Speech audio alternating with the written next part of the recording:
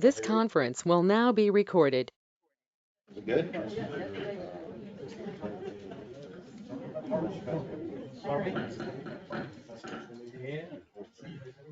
It's my honor and privilege to call to order the February 13th, 2024 regular council meeting for the town of Surfside Beach. And I want to thank Pastor Oki Landers of the Pine Drive Gospel Church for offering the invocation for our proceedings.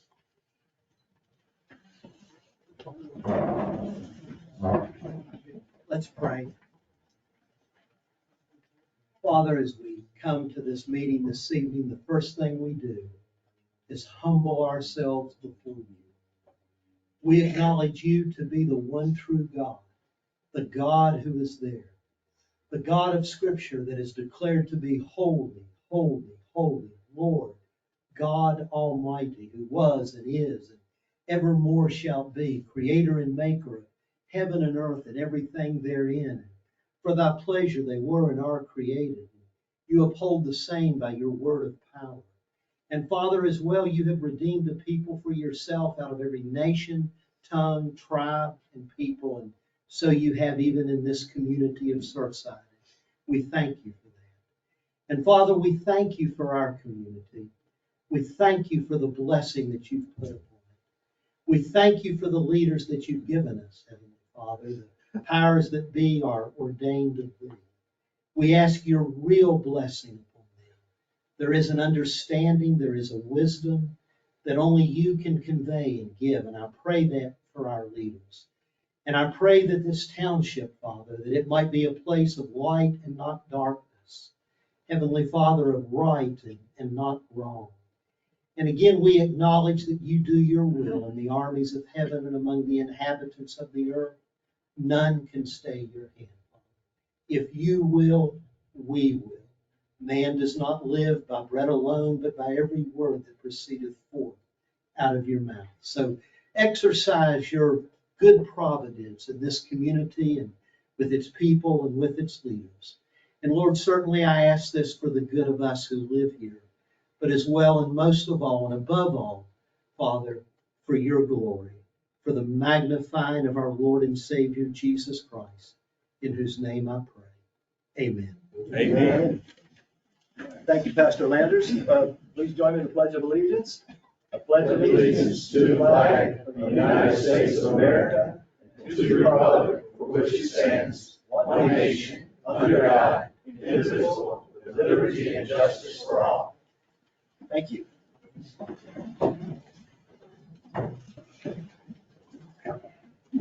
Okay. We're now moving on to motions relating to the agenda. Mr. Mayor, Mr. Walls. make a motion that we remove from the agenda business item under number 8C, the resolution 24-0167 A tax funding recommendations. That is my motion. It be removed from our agenda this evening. Is there a second? I'll second. All right, we have a second. Mr. Walls, it's your motion. Would you like to start the discussion? I strongly believe that we need a special workshop to take a closer look at the line item requests and so forth, and maybe at a convenient time when we schedule that workshop that the areas outlined in the recommendations might be available to us for Q&As. But anyway, that's what I would request. A workshop is more needed. More time is needed for this one subject. Any other comments? Okay, I'll make my comment. I think we're fairly new council yet, but it's pretty clear we're not a rubber stamp group. And I have a lot of concerns too. I think we need to look very closely at a lot of the ATAX recommendations. So, yeah, I support the idea. Are there any other comments? So Mayor, Mr. Coleman? yes, I think we should do this as quickly as possible. If it's possible, do it Thursday afternoon or something. I think we'll have to get with Ms. Medina and see when we've got time, but yes, sooner rather than later, yes. It's important to get it done. Oh, absolutely, we do have time deadlines. It can't be this week because, court, it'll have to be sometime next week. Okay. I think that would be acceptable, we just have to be quick. We'll take that offline, I think, and, you know, let her set that up in the very near future. Any other comments? All right, with that, would you poll the council, Ms. Medina? Ms. Fallon, Yes. Mr. Kinkin, Yes. Mr. Coleman, Yes. Mr. Krecklo, Yes. Mr. Stamey, Yes. Mr. Walls, Yes. Mayor Kraus. And I'm a yes. All right, motion carries unanimously. With that, we'll move on to minutes approval for both the January 19th special meeting and the January 23rd regular meeting. I guess we should take them one at a time. So do I have a motion for the January 19th special meeting? And that is the presentation from Collins on the drone imaging. Mr. Mayor, Mr. Kinkin, I move that we approve the minutes for the January 19th meeting as outlined. I'll second. all right, we have a motion and a second. Is there any discussion? Then we'll just do a voice vote. All in favor? Aye. Opposed? Motion carries unanimously. Now we have the January 23rd regular meeting. Do we have a Mr. motion? Mayor, I make a motion that we accept the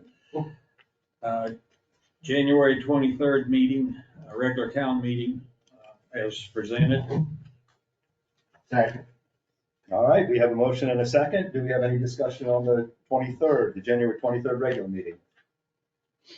All right, voice vote, all in favor? Aye. And opposed? Motion carries. Moving on to public comments. Do we have any?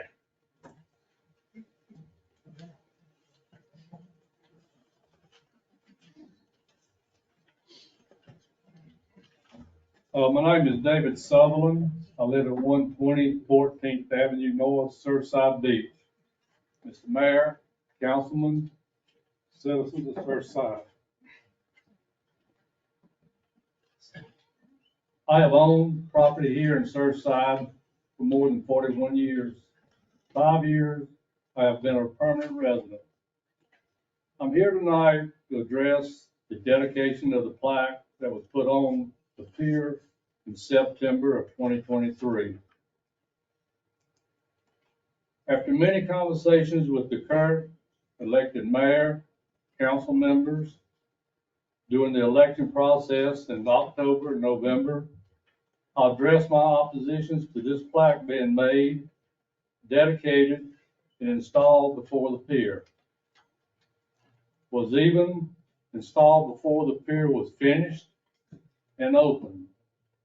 These council members and mayor, of which we now have in office, voiced their agreement on this issue and voiced that the plaque should have not been put up and it should have been removed and changed. My agreements here follows. The citizens of Surfside Beach are the ones that built that pier, not the mayor or the council members of the past, some of which were not even made aware of this plaque that was being made. It's my opinion and that of some of the residents that the pier plaque should have read as follows: dedicated, the month that was going to be open, and the year. The citizens of Surfside Beach, past, present, and future. I'm well aware of the cost of this plaque, but it should have never been done the way it was done without the knowledge of the citizens. I am here tonight to remind those elected by the citizens of Surfside Beach that you were elected based on the values and issues of which this is one, that which you ran on. We put our trust in y'all.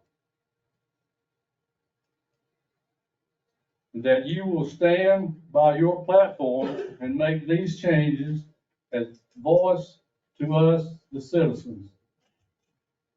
This may be a tribute issue to some, but to me, and many like me, the citizens of Surfside Beach built that pier. And they are the ones who should be recognized as the pier being dedicated by, not what it is currently there. Thank you for your time and your cooperation in this matter. And we would really like to hear something on this matter in the next few meetings. Thank you. Thank you. Oh, that's true. You know what, yeah. I need to point out that we need to stick to agenda items on this, this round of public comments. Sorry for not catching that before. So is this not an agenda item? Because it's very quick, less than 2 seconds. What is the agenda item? What he said, I agree with what he said. He said it nicely. Nothing against council, but a good dedication will be to the residents. That is not an agenda item. That is not. And the businesses of Surfside Beach, which bring in money. Ma'am, that's And not I an will agenda go sit item. down. I You can speak understand. At the end. Thank you. Thank you. We need to keep order. And that was my mistake for missing the first one. But those are very welcome at the end of the meeting. I want to be clear about that. Thank you. Any other public comments relating to the agenda? Very well. With that, we'll move on. And communications. So we're going to start with a peer update from Zane Peterson of Collins Engineering.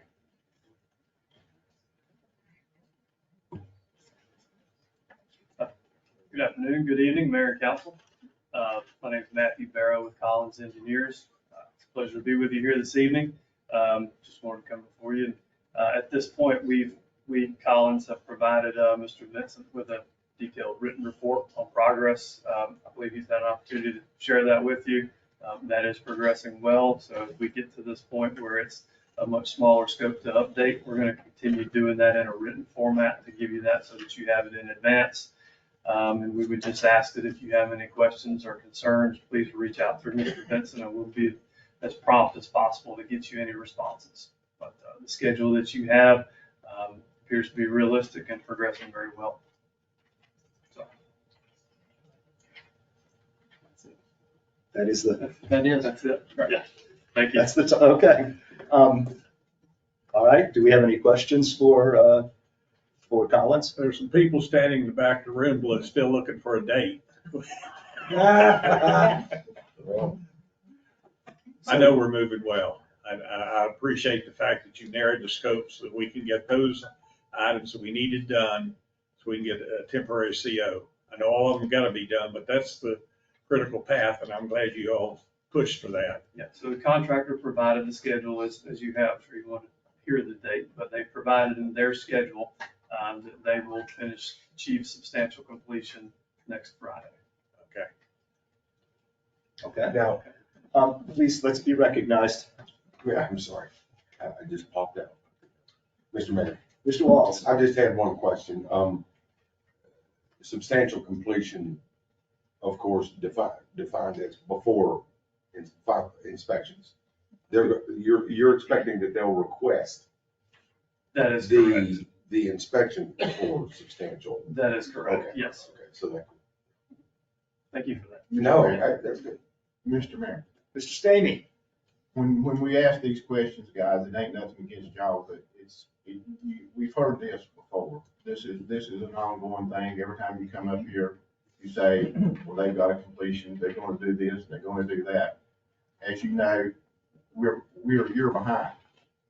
So you're not really given a date when it's gonna be completed. This is a date that you're hoping for us to get it, for the town to get it. It ain't gonna be a completion date at that time, when you say next Friday.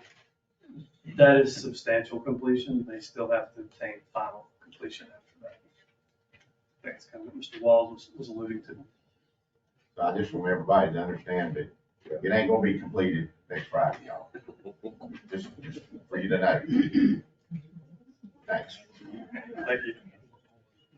Mr. Mayor, Ms. Shaw?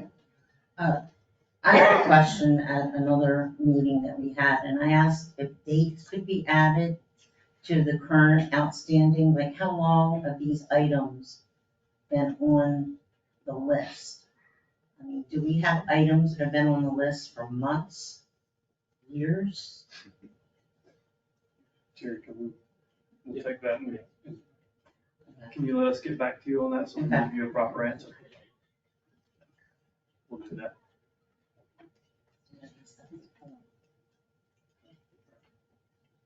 Okay, I have a couple questions. First of all, one's more of a clarification, but when you said next Friday, that's the date that Consensus told you they thought they could get these items wrapped up. It's not a, like we said, not a date we're opening or anything like that, but that is from Consensus. That's correct. Okay, so it's a good thing. I mean, they're agreeing to this. Can you just take a minute or two and kind of hit some of the highlights, the big things? You know, we've heard about the railings, the stairs and all that. What progress has been made and what still needs to be done with a couple of the big ones? So the short answer to that is, in that report, it shows that approximately 50% of the substantial completion items to be completed have been completed, and they're continuing to show substantial progress on completing that list. So the list is narrowing down, and probably the best answer I can give to that is there's not any one individual specific big thing. They're just working through the list. And so 50% is basically 50% since these items were identified a few weeks ago or months ago. Correct. Yeah, okay. All right, that's all I have. Mr. Mayor, I'm compelled, for the good of the order, they didn't get, a lot of our residents are very, very involved in this project. And they didn't get a copy. So what we're trying to do is kind of give them a better sense. They haven't seen the report we got that tells us all the things and the deadlines of 16th, 23rd, and all these things that Consensus is saying they're going to wrap up really quickly and then request your inspection for substantial completion approval. So they haven't seen all that. So a lot of what you're getting is just us trying to dive a little bit deeper so that they can get a little more information. That's Sure, I'd love to make better promises, but as you know, Oh, no. it's outside of our role as well, just like yours. We don't want promises that aren't realistic, that's for sure. Thank you. Mr. Mayor, Mr. Coleman? so substantial completion means that another contractor can go on there and start doing the restaurant? That is correct. Okay. Now, final completion is when it can possibly be open, correct? Yes. How, do they have a time frame they have to do it within, from substantial to final? I mean, just like a minor punch list, I'm assuming the final is, right? Yeah, I don't have the contract off the top of my head, but if you'll allow, I can get that, we'll get that response back to you. Just gives us a better idea, possibly, it's going to open. Thank you. All right, I think that's it. Thank you very much, gentlemen. Thank you. All right, we'll move on to item 6B, public engagement and meeting changes. Hopefully a few people noticed there's some difference here. We had a comment last meeting about not enough seating. Could there be rearrangements? We had comments about people can't hear. So I went back and talked to Sherry afterwards, Ms. Medina, and Mr. Vincent, and we realized that this setup came during COVID time. And we had never really looked at the seating arrangement since that time, that we actually could allow for more seating. So a few items were moved around, also a little sound check, and speakers were replaced, repositioned, repurposed, whatever, and hopefully you can tell the difference already. And we have a podium that we can see through now, so we don't have large portions of the audience blocked. So I just wanted to point out that engagement does matter. Speaking up matters. We're listening, we're trying to help out, and I hope that it goes better. And I don't know, anybody else want to make any comments? Mr. Mayor, Mr. Kinkin? can y'all hear us in the back? Yes. Awesome. We're getting thumbs up from the camera crew too, so good. All right. So then item 6C, introduction of committee template. That's one that I'm just taking on myself right now. I don't want to tie up a lot of council time. But I've given a sheet and it was in the agenda so people could look at it. But I just did a really quick online search for committee charters. And there's, 5 primary areas that most charters have. And I've looked at most of our committee charters and they have most of the information. It's kind of piecemealed and so forth. Generally it's there, though we don't have info on election of officers on a few. And then I'm also going to try to take a stab at defining the liaison roles and responsibilities. And so I'm going to be working on that draft and bringing it to council, but I just want to keep people informed that we're trying to get these things a little more orderly and make sure we're all doing things the same way in the committees. And again, I'll invite any comments from the rest of council. Okay, having none, we will move on to item 7A, discussion. Mr. Kinkin has an item for parking fund usage. In December, I talked about trying to come up with a way to improve the looks of Highway 17.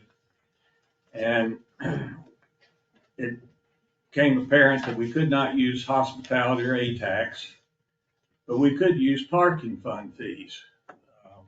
Currently, the parking fund is land and parking purposes reserved, which shall receive net revenue from the parking operation. However, this does not include pier parking and shall be used to beautify parking areas, purchase and maintain parking equipment, pay for parking operations, and or purchase land. Now, in a minute, I'm going to make a motion to add, this fund will also allow up to $30,000 to be spent beautifying Highway 17 with trees and shrubs. Now, my proposal doesn't allow us to spend any money. That'll come later, but it allows us to go forward. If the council does not feel this is something they want to do, then vote against it, and I'll kill it right here. Our parking fund was $302,000 in June 30th. My guess about $400,000 as of January 1st. The fund grows $200,000 to $250,000 per year. When they purchased the current town hall, they utilized all the money in the fund to purchase land, et cetera. And that's what it's designed for. Again, the council's vote tonight will not allow any money to be spent. It will just allocate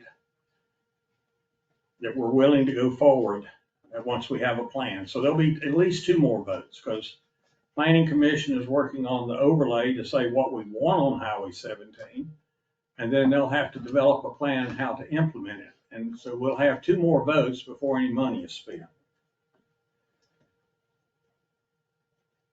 The beauty of this is our visitors pay 99+% of this fund. Unless you get a ticket for parking illegally in this town, your money doesn't go to this fund. Only visitors' money, parking, fines, etc. So that's the beauty of using this fund. There's no citizens' money involved unless they've gotten a ticket. The pier and the fines for the pier, that goes to the pier fund. It's totally different operation. And with that, I make a motion to add, this fund will also allow up to $30,000 per year to be spent beautifying Highway 17 with trees and shrubs. I'll second the motion. All right, we have a motion and a second. As it's your motion, Mr. Kinkin, I would suggest you start the discussion, or I don't know. This is going to be a multi-year process. I said in December, Greenville, and they talked about how they did one section at a time. In their case, they did one block at a time. They planned, turned it over to another group, and then they started on the next block. I think in 5 years, we've got 4 miles of highway that we have to beautify, and we're talking trees and shrubs. We're not doing anything with buildings. We're only adding vegetation. And I want to make it small enough that it can be done during the off season. If we find that you could do a lot more in $30,000, cover a lot more properties, then we could change it later. But right now, I just wanted to keep it small and get it started. Mr. Mayor, That was Mr. Stamey, I think? Okay. my question is, with this $30,000 you saying spend the limit of each year, well, we just put $30,000 in it each year and you spend that much money, or do you want to have a fund built up that we have more than $30,000 in this fund to do projects? Can I answer that? Yes. We already have the fund. There's roughly $400,000 in the fund. I only want to withdraw a portion of it each year. And in all honesty, I'm hoping we can finish it in 5 years. If there's, at the end of 5 years, if some property owners don't allow us to do this, then we've got to put some teeth in it where they have to do it. But it benefits the town. It doesn't put any more butts in seats or anything like that. It just makes the town look nicer. Mr. Mayor, Mr. Walls. I had a question for Mr. Kinkin, if I could. You got it. Mr. Kinkin, would it be fair to say that you're gonna wanna pull this at the end of each year and put it into like an overlay fund that would be available to you for things like that? Or how do you intend to move and preserve and apply the money? I know it's early. You're just trying to amend. There are more questions than I've got answers. I'm sorry. I think $30,000 is a lot of money. But we have 4 miles of road to do, and Yeah. if it takes 5 years, fine. If it takes 7 or 8, fine. It just needs to get done, and we need to get started. But we can't do anything until Planning Commission comes back with what they want to change on the overlay. We have to vote on that, and then it will go back to them to come up with a plan. And that's when we actually will start looking at spending money. Somebody will, here's what we're gonna do. Let's get some bids and get started. Thank you. Any other comments? Mr. Mayor, Mr. Krecklau. well, I don't know, we're still taking money that goes to the town and using it for making private property pretty. I believe that's what we're doing. That's what it is. Because if it's in the middle of the road, we have to get a hold of the DOT and work with them on it. I don't think that it's a good use of, it's a good use of our money, but I don't think our money that we take in from parking should go to helping beautify. It just, maybe have a matching grant or something where people put forth some effort. Otherwise, it's just, why single out the people that have businesses on 17 and give them money is what you're doing. I don't think it's fair. I think that past councils have stolen money from our parking that should go towards buying more land for parking, not our new town hall or our new, where it's at now. But that we needed that, so I guess I kind of go along with that. But it's the lot that we have on highway, or on Third Avenue South, that was paid for by parking money. Somehow we need to recover that money. I'm not saying sell it. I think it should maybe have money transferred from another fund such as hospitality, buy that property back, and then you have more money in your parking fund.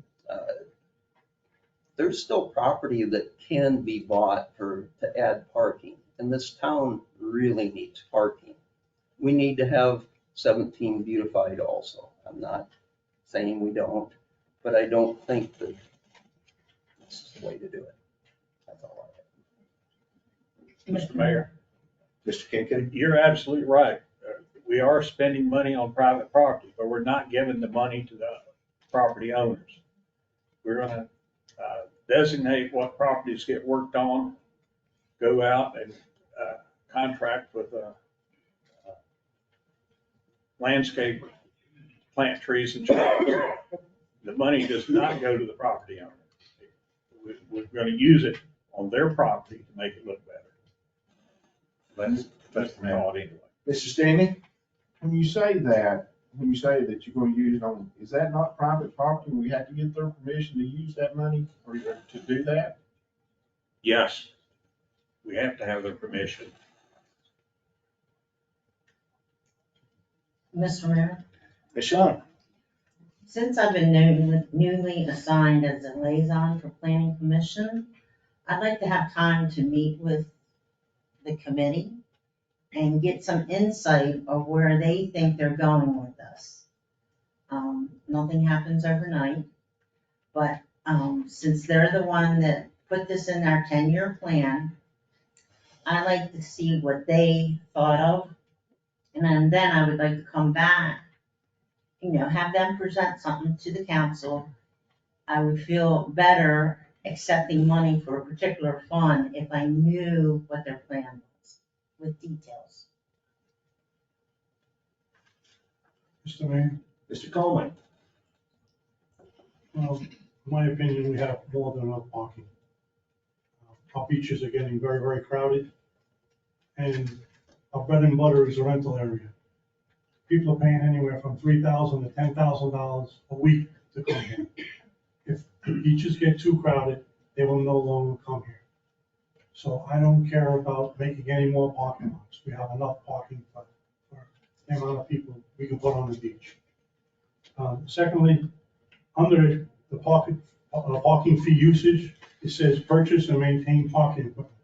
Well, folks, we don't do that anymore. We don't have equipment. We don't maintain it. We use phone apps. So there's a lot of money we're not gonna spend.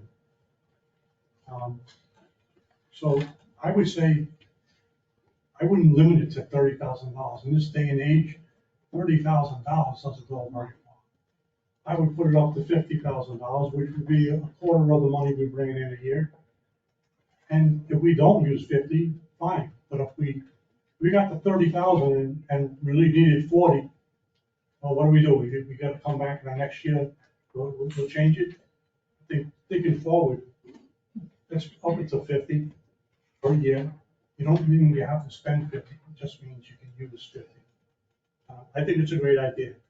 The biggest concern about people in this community is our corridor, the 17 business corridor looks terrible. So let's get this going. Let's not put, roadblocks into this. It's a way we can make our community pretty. And you'll bring in a lot more revenue. You spend 30, 40, 50,000 a year to beautify 17 business.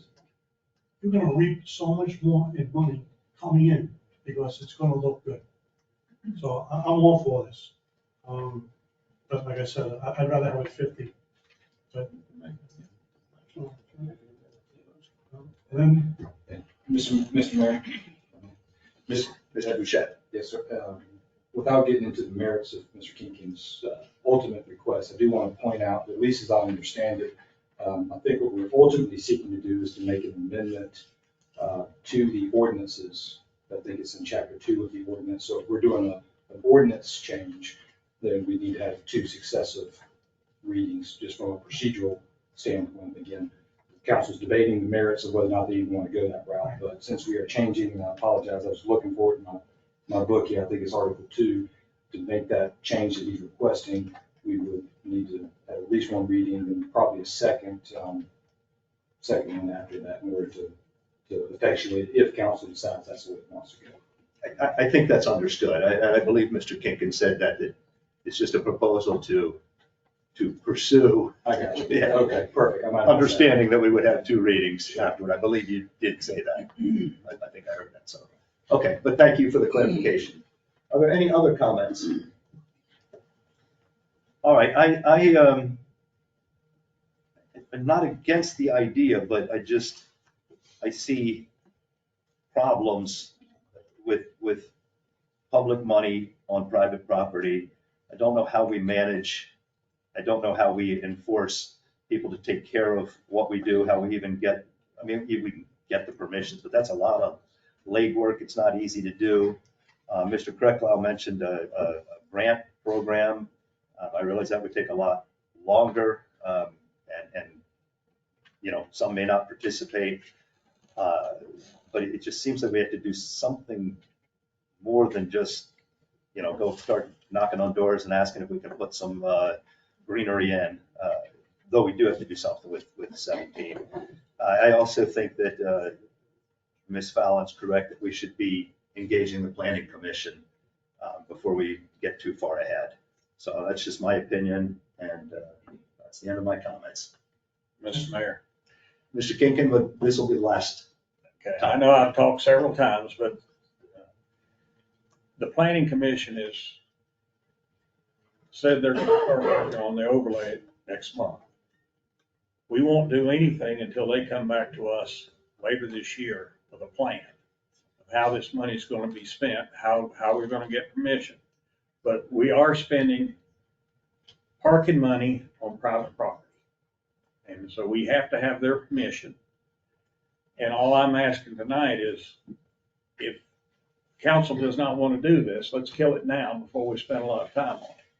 Because the overlay, and if you don't know what the overlay, there is a plan in place for new construction, because it's basically new construction, like the DQ, they've got trees and shrubs along Highway 17. The doctor's office that built down there has trees and shrubs.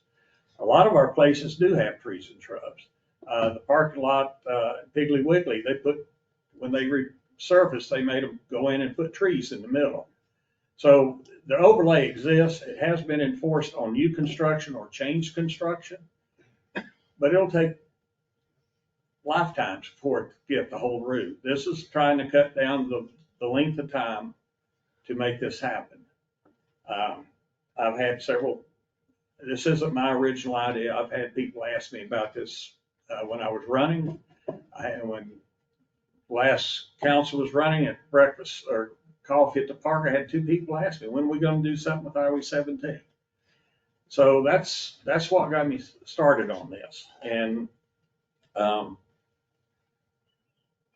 this does not allow us to spend any money. It allows us to allocate money if we have a plan. But the plan, when it comes to us and we approve that, that's when actually money will be spent from the parking fund. All right, thank you. Mr. Mayor, Mr. Coleman. yeah, I'm not crazy about the idea of private property, but why can't we just put trees and shrubs in the medium between the frontage road and Business 17? You can beautify that and have like shade trees or some kind of shrubs. That beautifies it. It's, I believe it's state land. I'm sure, I mean, we were able to put it in the medium. I'm sure we talked to the state. We want to beautify it. You know, I don't think there'll be a problem. Are there any other comments? All right. Ms. Medina? Can we re-clarify the motion? Because, That's true. I did the original not motion say. says that we're gonna change the language. You can't change the language in an ordinance unless it's in writing. So if this is a motion to, get a consensus, if the council wants to pursue it, that's what the motion needs to be. To change an ordinance, it has to be in writing. Okay, so I believe that was your intent, Mr. Kinkin, to get council agreement to pursue this? At the bare minimum, but eventually we have to change chapter 2. But right, we would vote on that as a separate item, but And I think that's what Mr. Bouchette was trying to clarify. So at this point, I guess, go ahead and restate the motion. Well, my motion was to add to Article 6, Section 2-187, the sentence. This fund will also allow up to $30,000 per year to be spent beautifying Highway 17 with trees and shrubs. So I think we have to amend the motion essentially to say that you're getting council agreement to pursue this idea to allow up to $30,000. Cause an ordinance change, and yes. Yes, to allow up to $30,000 to be spent beautifying Highway 17 with trees and shrubs, knowing that we would then need to change Chapter 2, Article 6, Section 2-187. Aye. Does that suffice? Yes. Okay. We don't need another second, do we? No, Mr. Wall, second. Okay, I mean, after modifying it. All right. Okay, would you then poll the council? Ms. Fallon, Yes. Mr. Kinkin, Yes. Mr. Coleman, Yes. Mr. Krecklau, Yes. Mr. Stamey, Yes. Mr. Walls, Yes. Mayor Kraus. I'm still gonna say no, but it doesn't matter. So, okay, motion carries 6-1. Thank you. All right, that takes care of our discussion item. Item 8A in our business section, Creech and Associates.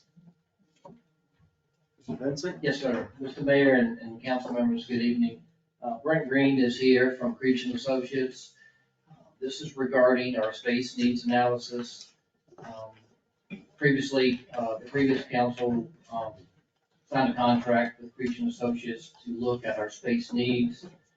And Brent and his partner Rusty have been here. This will be the third meeting of 4 that's been contracted. So Brent's going to basically indicate to you the options that we're looking at for either new construction or a combination of new construction and renovation at this location. So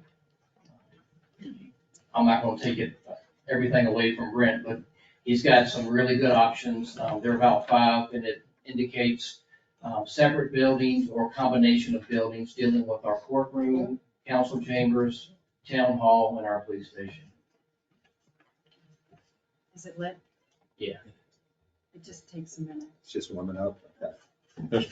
Mr. Mayor, Mr. Kinkin? may I ask a question before we get started? Sure. Some of the options include increasing the size of the existing police station. Can that be done while they're still using the police station, or do they have to leave the police station?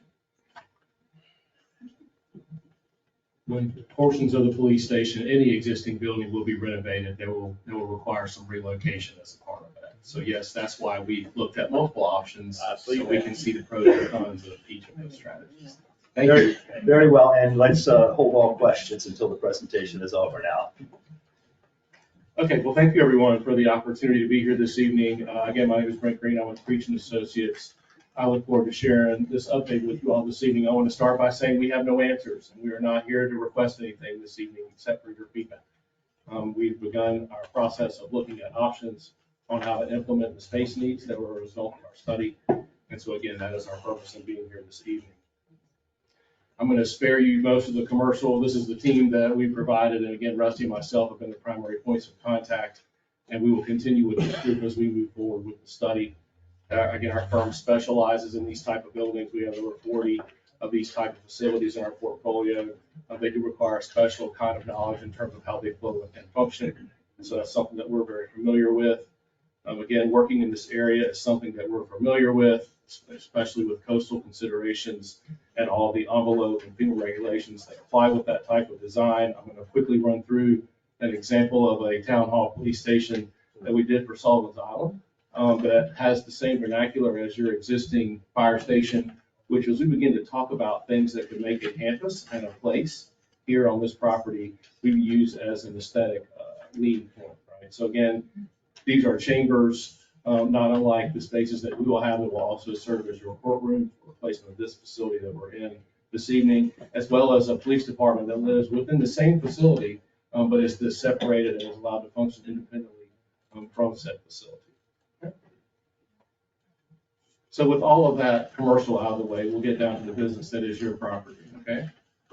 So again, I think in 2022, our team was selected and we began to look at space needs, and we've done that through a series of visioning sessions and renovations.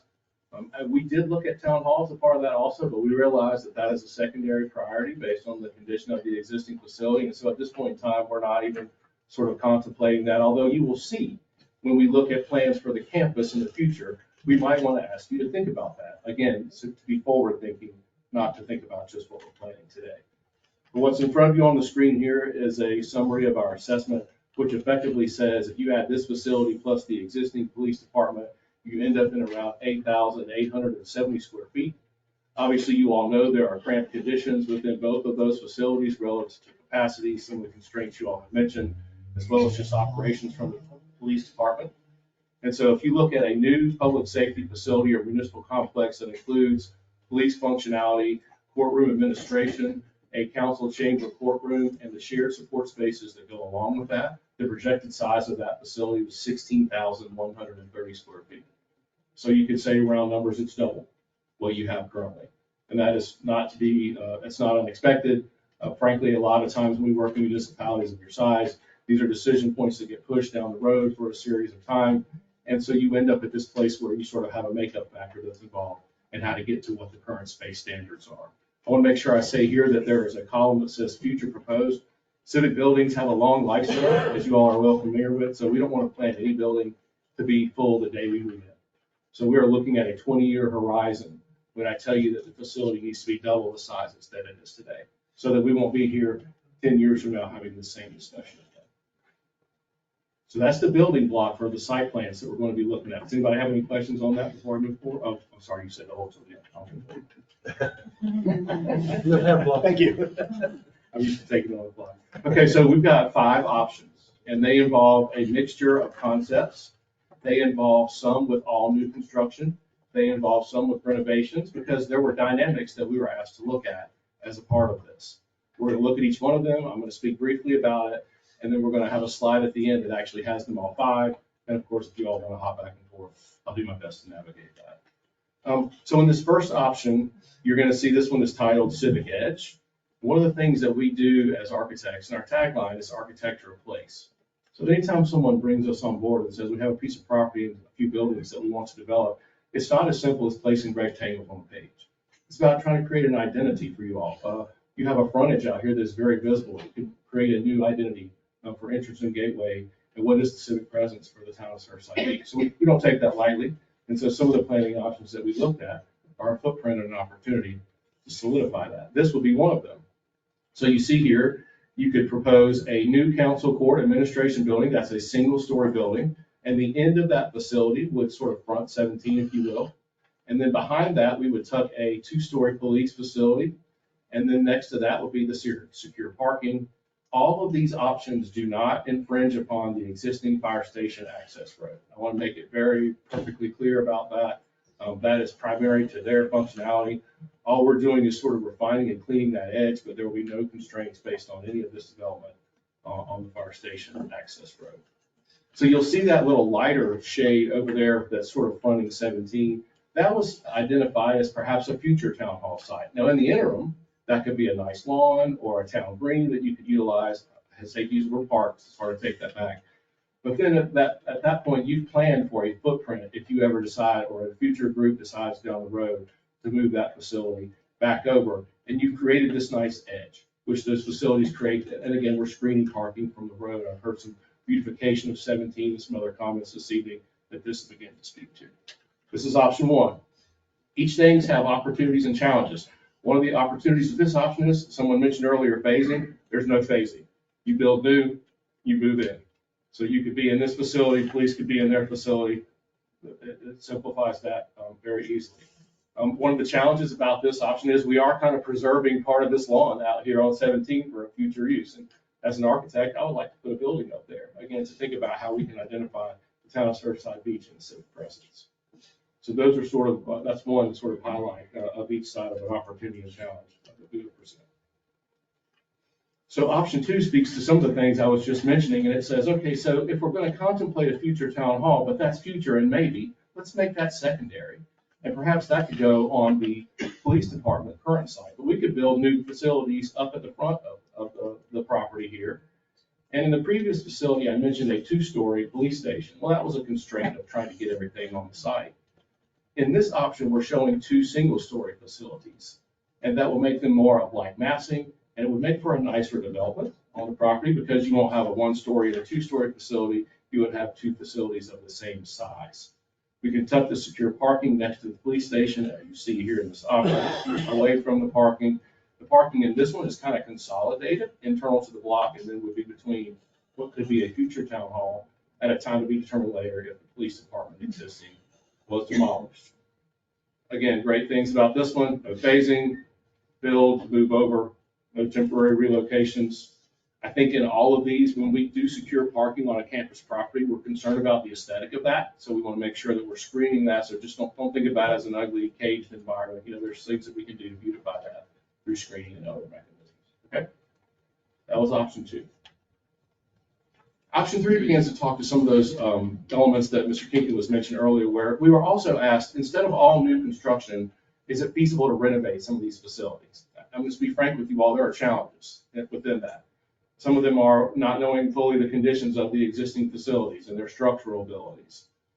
Some of them are the fact that their sizes are constrained, and if we renovate them, we'll do our best, but we won't be able to make them entirely purpose-built for the functions that they're intended to carry on.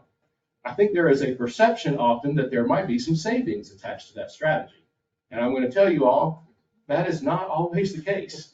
Frankly, you end up paying the same amount of money for something that you couldn't determine what you wanted to start with, and you end up having compromises. And I don't use that as a leading comment. I'm just going to speak to 25 years of experience of hearing groups just like yours trying to be prudent about how they spend money. And I want to say that we looked at those options, but I don't want you to rubber stamp all these because you say they're going to be cheaper, because I'm not here to guarantee that. Okay? But in this one, in theory, we would add to and renovate the existing police department. Now, challenge 1, they have to relocate while that happens, which has already been mentioned this evening. Okay. Challenge 2, we just talked about the fact that we're going to be renovating an existing structure. We're probably not going to get the exact thing out of it that we want. We're going to be inheriting some challenges as a result of that. The other idea here was we could replace this edge of the property with a new council and court administration. Again, same issue. We're going to have to relocate. So really this option, as we begin to look at it, had more negatives than positives. So we put this out here in front of you so we can all have opportunities to discuss them. But from our perspective, this one has a lot of challenges. Okay. Then we looked at a variation on this theme, which is to say, could we do the same thing, modify the existing police station, add on a 2-story facility next to it that incorporates this facility and keep this in place? So the idea here is that we would create a construction wall and try and build like literally right up to this space, trying to make that where we could use this as not be temporarily relocated while construction is happening. It will be a challenge. It will be fraught with challenges because of proximity to construction sites and some other options. It does feasibly fit on the site plan, but all of those other renovation challenges that I mentioned in the previous options also apply. Okay. So again, anytime we're tacking on to or renovating an existing facility like this one is proposing, the end result aesthetically is going to be a challenge. Think about a 2-story building kind of attached to a single-story facility on the corner. And I know that's not always the right way to think about things, but as your designers, we want to put those aesthetic concerns up when we're in these very early stages of planning. And the last one is very simple, and it would also not include it. It would not require phasing. We could build a new police station 2-story next to the fire station. We could build a council court administrative building out on the main lawn. This would give that some room to breathe, kind of set it out there by itself as the main facility. One of the negatives about this is there's some synergy by having the police station and council chamber adjacent to each other. And so this does place them across the parking lot from each other. Again, they're still on the same parcel, But I think there would be a lack of some of the synergies that we could have with those two buildings. We're in closer proximity as we proposed on some of the other options. Okay, I've talked a whole lot. We now have a slide up on the screen with all 5 options. They are tiny. I'll be happy to scoot back and forth, and I'll pause here if I could to hopefully answer any questions that you might have. All right, thank you very much. Do we have any questions? I'm gonna get this party started, Mr. Mayor. Go ahead, Mr. Stanley. I like option 1 personally. I think that's a better use of the whole property with the future use of the town hall, if we ever do it up on the front side, with all this parking on the side. I think that's great. But to do that kind of stuff, why didn't you give us something off the side, right where the fire station is down here? That big area that's open. Why have you didn't give no kind of option from this side of the fire station? We're talking about down here, sir, just so I'm clear? Yes. That was not given to us as part of our scope when we looked at this plan. So that's certainly something that we can Well, I incorporate. thought it was part of the scope, and I was in on this discussion early, and I personally told them that right here beside the fire department, where the secure lighting is now. So we're talking about right here, adjacent to the secure lot within the fence. Yes. It's adjacent. Yes. Yes, sir. That whole area right there, why didn't we get any kind of plan on that off the fire station, of utilizing that land? I think that that's certainly something that we can take into account when we go back and look at this as the next layer for you all. That was simply something that we tried to preserve because that's an existing facility that's in place.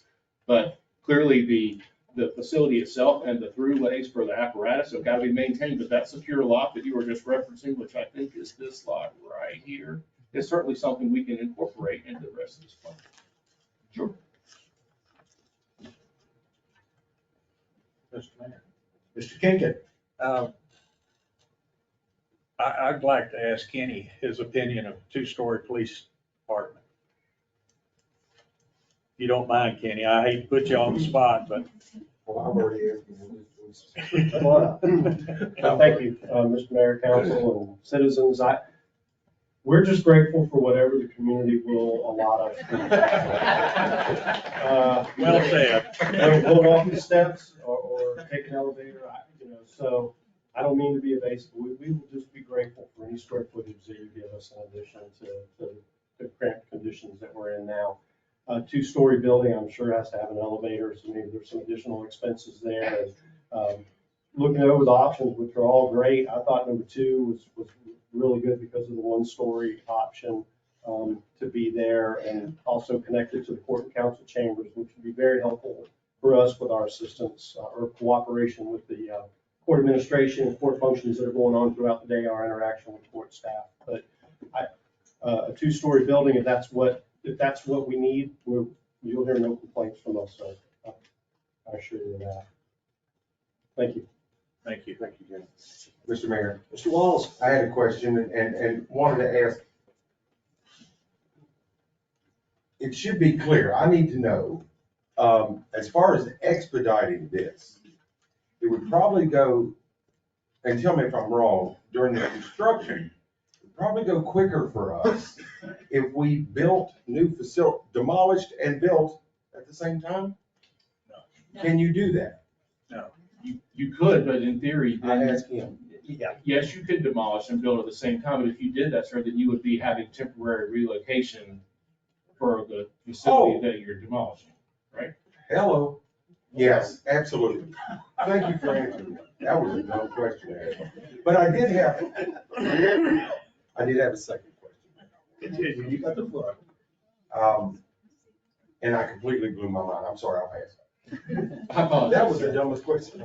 It's okay. Mr. Mayor, Mr. Coleman? I'm not sure if you know this answer, but do you know how many parking spaces outside? Oh, Right here. great question.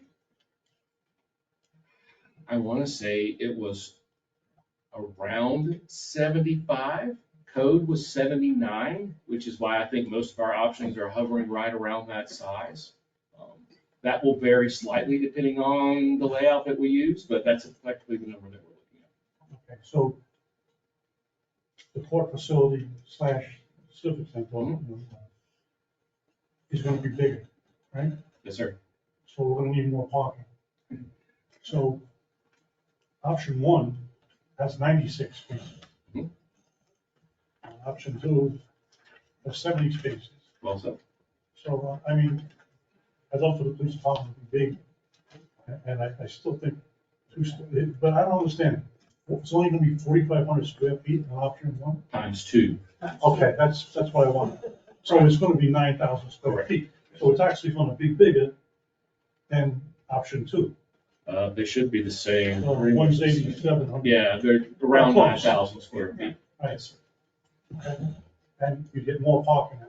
You would. Because we love it that people are coming back now and coming to meetings. I think that's in my opinion, that's the way to go is option one. You're not gonna have to relocate, which is, would be a very, very big problem. And it would actually cost us more, just in relocating. Like, Mr. Stamey said, in option one, you already have secure parking listed, but you didn't. Maybe we could actually combine that or find a Right. way of making that cohabitate, to your Yeah, point, yes. because it's secure parking and you're drawing, but it's not identified. It could certainly be that yours. So it's not a little secure parking, it's gonna be actually bigger secure parking than we have right now. I think we need that to be adjacent to the police department as well, which is a proximity issue relative to flow, but you're 100% right. Mr. Mayor, Mr. Stamey? on the two-story building versus one single-story building, is it not cheaper to go up than it is out? At a certain point, when you reach an economy of scale, because you are building stairwells and an elevator. And once your floor plate gets big enough to where you can leverage that, then you are not paying a premium for it. I will tell you that at this footprint, at 4,500 square feet, you're right on that threshold. That's a small two-story building, to build on what I'm saying to you. So yes, it is. That's why this one is 4,500 square feet times two. It's 9,000 versus the 8,700 single story. There's about 300 more square feet of core spaces that we have to build when we build a two-story facility. But to the other points made, yes, it takes less floor plate and allows us more site to move on. Did I answer your question? Yeah, you did. I think it was a good answer. Mr. Kincaid? How many seats will the panel council? Great question. We were between 75 and 100 seats. 75 to 100. That's a few more than in here. That's what I was looking at when I was here. Yes, which is Thank good you. when the room is full. So with our reconfiguration, what we end up here, about That's what I was- 79, that's what I I was think? doing. Isn't that what? 72? 72 plus what's up there, so. Okay. So a little larger than what we have right now. Okay. And those are, again, we're so early in the planning phase. If that's something that you feel like based on your new meeting attendance is something we need to revisit, now's the time. Or in the near future. Mr. Mayor, Mr. Walls? I do remember what my second question, I promise it won't be as silly. Is it, could it be that we utilize the footprint that is future planned for a potential move back over of the city hall? Could we use that as parking? You could. You know, Yes. until that time that we repurpose that space? You could, parking lots make good paths for buildings. We do that often on college campuses and other places like that. So sure, you've already compacted dirt. You've already sort of worked through the geotechnical issues. Absolutely. So we could add, like, for instance, to number 2, we could add quite a bit of parking down there on that corner. You could effectively park it the same way as option one is shown, and I think is the point you're making, which is very valid, until the town hall comes online in the future, if it does. Thank you. Good point. Well, we went down. Any other comments? I guess, the Sullivan's Island building's beautiful. Wow. That might be out of our price range. But this stuff, 500-ish a square foot? I think that's a great number to start with when you're talking about the municipal court. Police department's running around 450 right now, but municipal court has a slightly elevated room, like this room we're in, has slightly nicer finishes. So yes, there's a little bit of extra security there. We're doing a couple of these right now of the same size, and yes, $500 a square foot was the most recent one. So 16 times 500, 8 million, starting point. Okay, I just want to make sure Unfortunately, yes. That's people understand. And that's a round number Yeah. that we're talking about at this point. There's obviously, we're nowhere near talking about structural systems and any of the ways that we can work on that, but at this high level planning phase, yes, sir. And I'm saying that more for our benefit and the folks out there, because it's a big deal. And we knew that coming in, but I just kind of want to put a little bit of realism in it before we start. So, okay, that's my only question. Is there any other? Mr. Mayor, Ms. Shaw? as we go forward though, I don't like the idea of two-story. And I look at it as a safety factor. You know, we're growing, we're still small, but we're growing. I think having everything on the same floor would be more beneficial for the employees working there themselves. But that, I could be overrun by the police officers. They're the one living it. But when you start talking about elevators and they break down, and I wouldn't want to be in an elevator with a prisoner. No offense. But just, I think we have to think about the safety factors for our officers at the same time.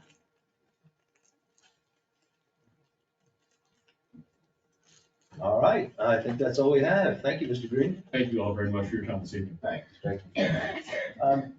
So Mr. Green has identified, or, the next steps to identify 3 options. I don't think we're going to do that right now. I put that up there as a leading, just sort of, as we're thinking about what our next steps are. Our next steps are to drill down on 3 of these. So you all can decide if you want to weed a couple out, and then we'll go in and go into the next round of detail. That sounds good. Yeah, I just want to make sure that we're on the same page. So this looks like probably another item that might have to be a work group,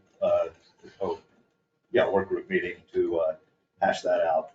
We'll all have to kick it around, I think, for a little while. Mr. Mayor. Mr. Staney?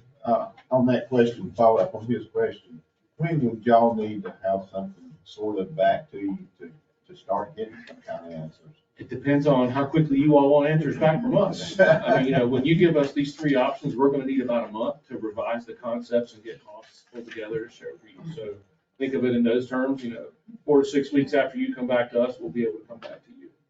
In about 3 months, I'm saying. I'm saying, if you take a month to get back to us, then we'll take 2 months to get back to you, and that'll be the Mr. Mayor, Mr. Kinkin? I think we ought to eliminate any of the ones that require us to move.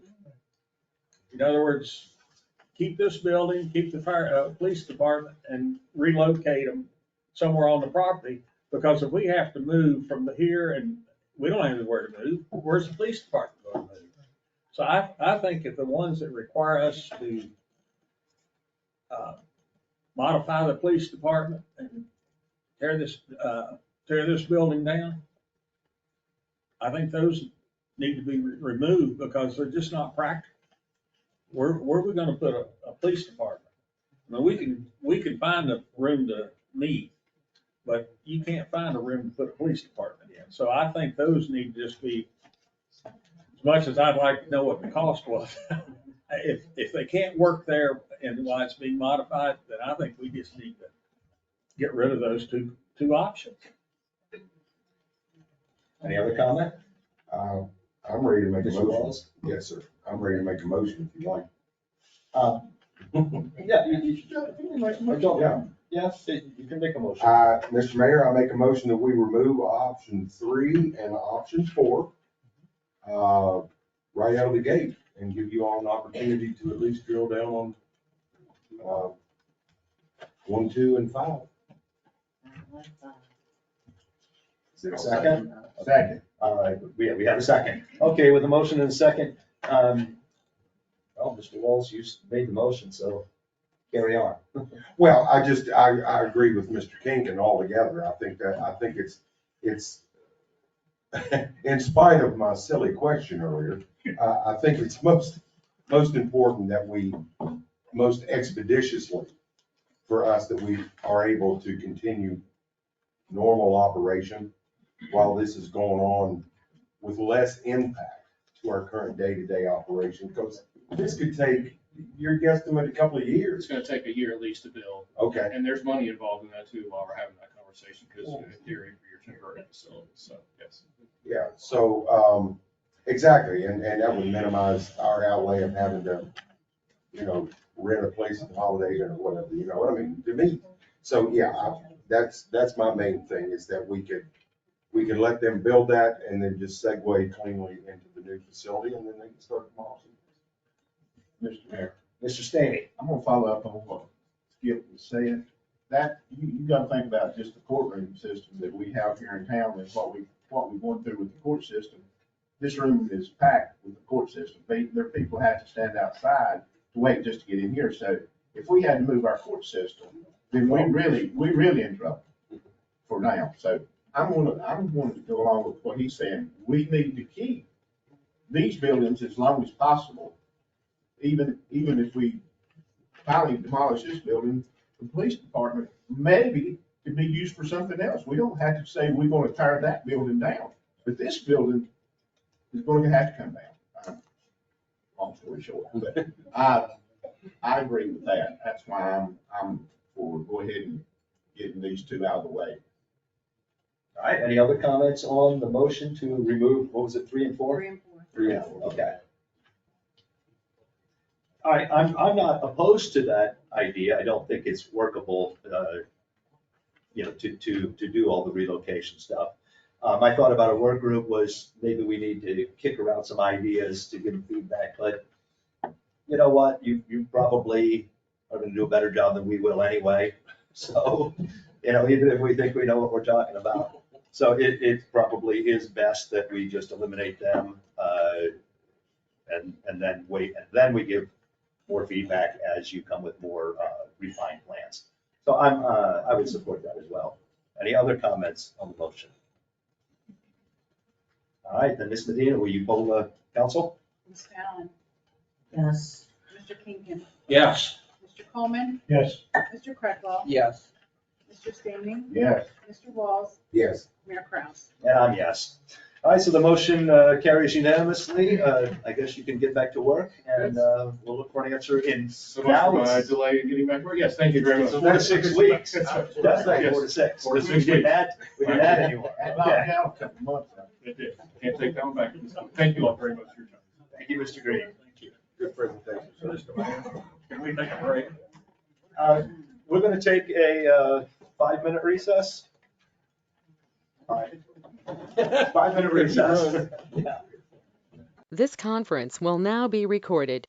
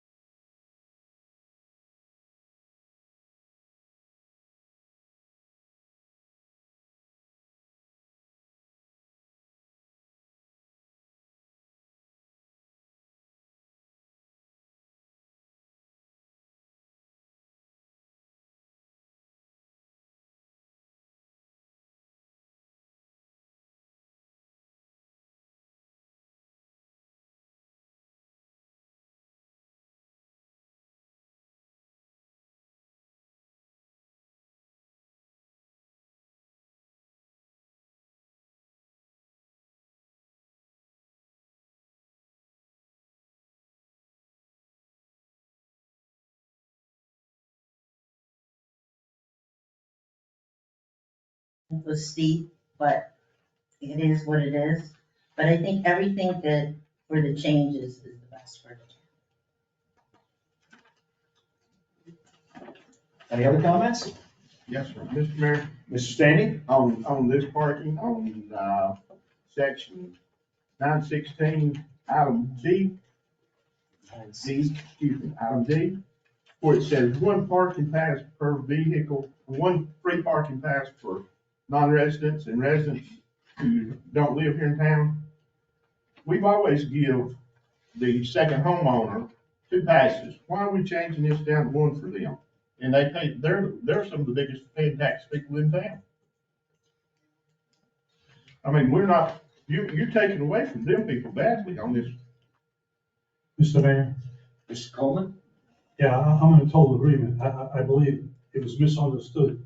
It was supposed to be for non-residents, not non-residents property owners. Yes. Non-residents were only gonna get 1 sticker.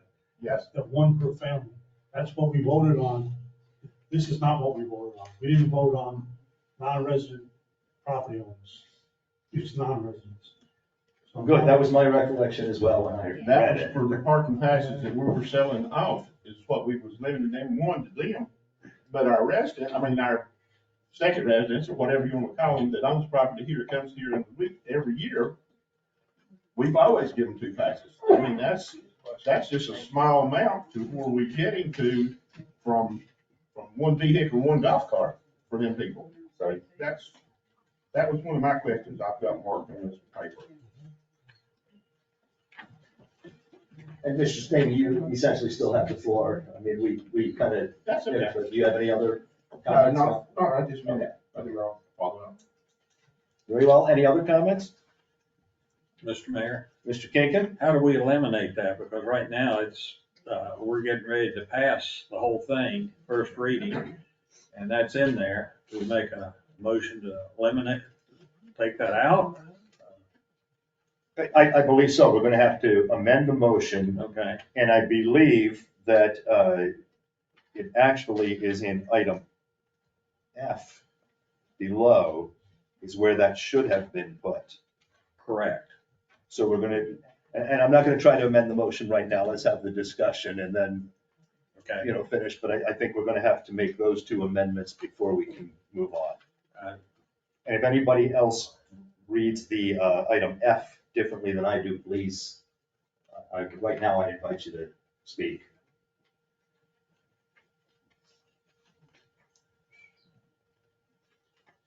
Mr. Mayor.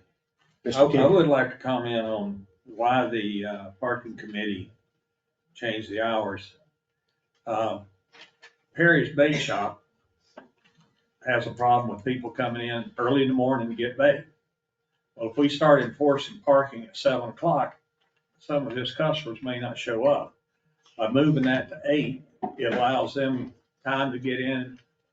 Typically, I've talked to him, and he says usually they're in and out in the morning early.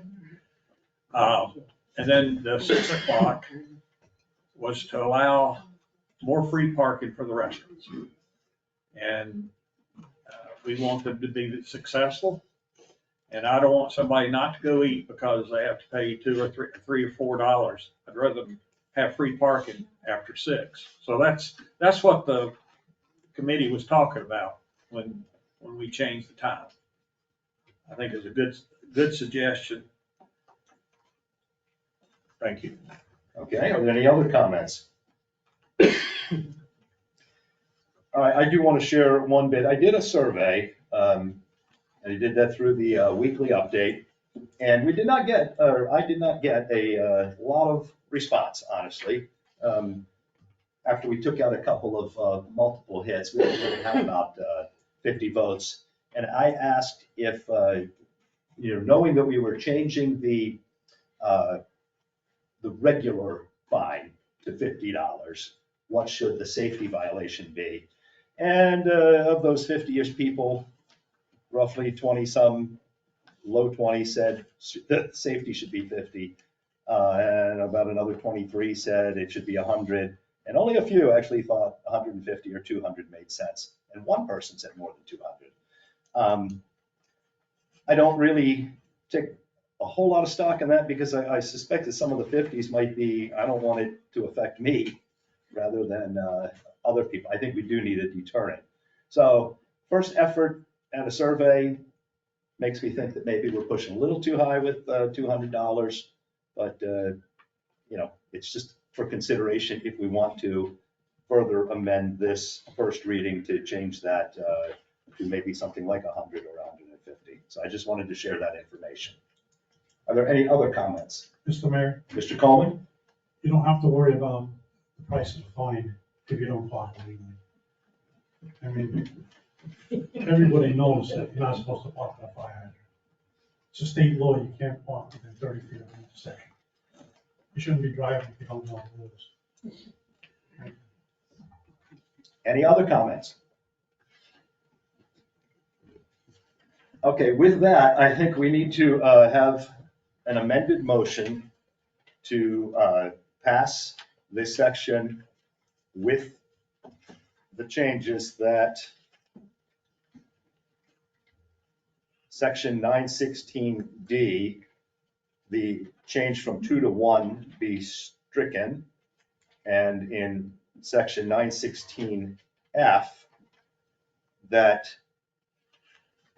non-resident parking passes just be modified to limit to 1 per household. 1 registration registration per property is the text used above. So, Ms. Shawn, it's your motion. Can you kind of bundle that up? Thanks. So all the non-residents property owners will have 2. Well, okay, let me try. I'll just see if I can do it. So we're going to, and it is kind of the chair's. Just do an amended motion and you guys vote on that. And if that passes, the original motion goes away. Right, but the amended motion is to approve, and let me go back to the agenda, get the right, the first reading of ordinance 24-0964, motor vehicles and traffic, as presented today, with the change that section 916D, we strike the change from 2 to 1 for non-resident residential property owners, and we add in section 916F for non-resident parking passes a limit of 1 per property registration. Did I get that clear enough? I'll second that. All right. So now we have a modified, amended motion. You need a second. A second. Okay, we have a second. No. Any further discussion? I don't know if we should, Mr. Mayor, Mr. Coleman? I don't know if we should say property location. I think, what if you have a multifamily house? Each household should be able, each family, each household should be able to get a sticker. I don't think that's how we discussed it last time. I think we did it by property was the discussion. I thought it was each family was only allowed 1 sticker per household. So if you had an apartment complex, say you had a multi-family place, and that say there was 3 different families on that, only 1 can get a sticker? The actual motion was to limit 1 non-resident parking pass per household. Per household, not per property. Okay, I was trying to use the verbiage that's already here. And I took from the non-resident residential property owner. All right, so we have to vote on that motion that's been seconded. Correct. You ready? And well, we cannot amend it again, correct? No. Okay, so we have to vote on what I said. And is it clear, or do I need to repeat it? No, because you said it the way the motion Okay. was. It was per household. All right, 9:16F well, I said property registration, is household. but I said property registration. So, It's household. It gets confusing when you keep kind of going over. It's like a typo, household. So we don't need, we No. can, Mr. Mayor, I think you can clarify what you intended to say without having to vote. Okay. New motion, yes, sir. we don't, very good. All right, we meant per household. All right, the attorney says that clarifies, I will take that. Ms. Medina? Ms. Fallon, Yes. Mr. Kinkin, Yes. Mr. Coleman, Yes. Mr. Kreckloff, Yes. Mr. Stamey, Yes. Mr. Wall, Yes. Mayor Kraus. Yes. All right, the motion carries unanimously. Thank you. We now move on to, well, we've already postponed the Apex discussion.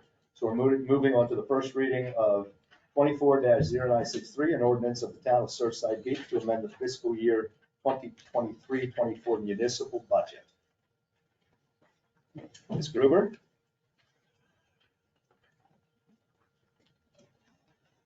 You have before you the first amendment for the FY '24 budget. This amendment is just to add revenue that we have received in grants and donations, and for some prior year capital purchases that didn't come in until this year. So we need to roll that budget forward to accommodate that.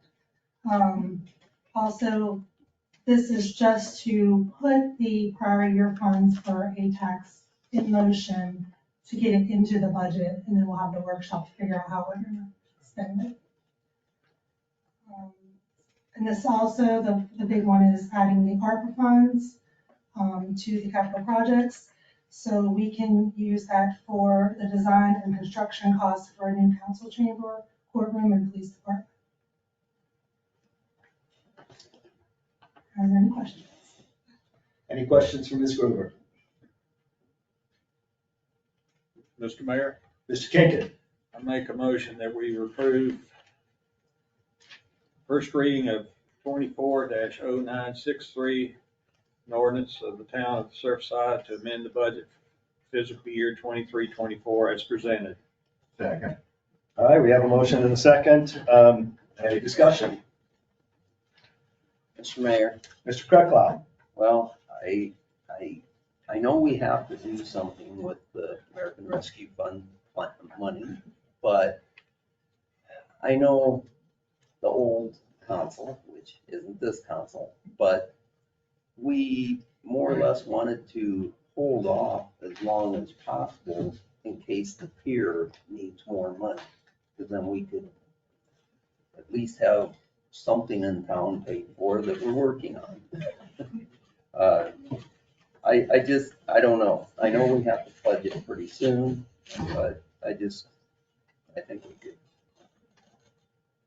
kick it out right now, but that's just me.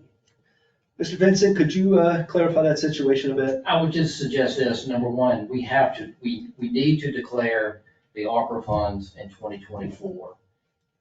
You can approve this tonight, and if you need funding for the pier, you can change it. This is a budget amendment to put the money that has not been designated as per the U.S. Treasury ruling. You have to have it designated by 2024 and spend it by 2026. So the cost of ruling, the final ruling was for localities that receive less than $10 million in these funds can use the funds as lost revenue and put it in their general fund for any purpose except for debt service. You cannot pay off debt. So this meets the ruling, and we'll report that to the U.S. Treasury. And then the second, or the last report will give them is how we spent the money. So you can designate it now, and if there's money that we need for the pier, we can redesignate it with the budget. Mr. Mayor. Mr. Stamey? If we designate this money to go into our general funds, this $2.9 million, are we gonna lose all this revenue that we're gaining on this? No, we're only designated to our We're not fund. gonna remove the money out of the account? Stays in the treasury, making the 5.5% in interest. Okay. Mr. Mayor, Mr. Kinkin? I don't know if you know why, but have a 50% more money in the accommodation tax fund. We either did something unusual happened, or we did a very poor job of estimating what it would be. That's a lot of money. I believe everything that was on last year's amendment was bought. I think there was a couple items that were budgeted but were not bought because council didn't want them. So that added to the pot some. Revenues came in, I think, a little higher than what we had budgeted. So that added to it. So. What's follow-up is that adjustment, do you think it'll be a one-time thing or it's something ongoing? I am trying to budget a little bit higher. Okay. For next year. So we'll see. It's always good to have a little bit of a cushion there. Sure. But, yeah. Thank you. Any other comment? Mr. Mayor. Mr. Crockwell. I'd like to go back to the American Rescue Fund. If we can just put it in the general fund, why don't we do that? The way this is written, we're actually saying it's for design and construction cost for the new council chamber, courtroom, and police department. If we just put it in the general fund, and if that's allowed, let's just put it in the general fund, and then at some other point in time, we decide what to do with it. And Mr. Mayor, it has to have a purpose.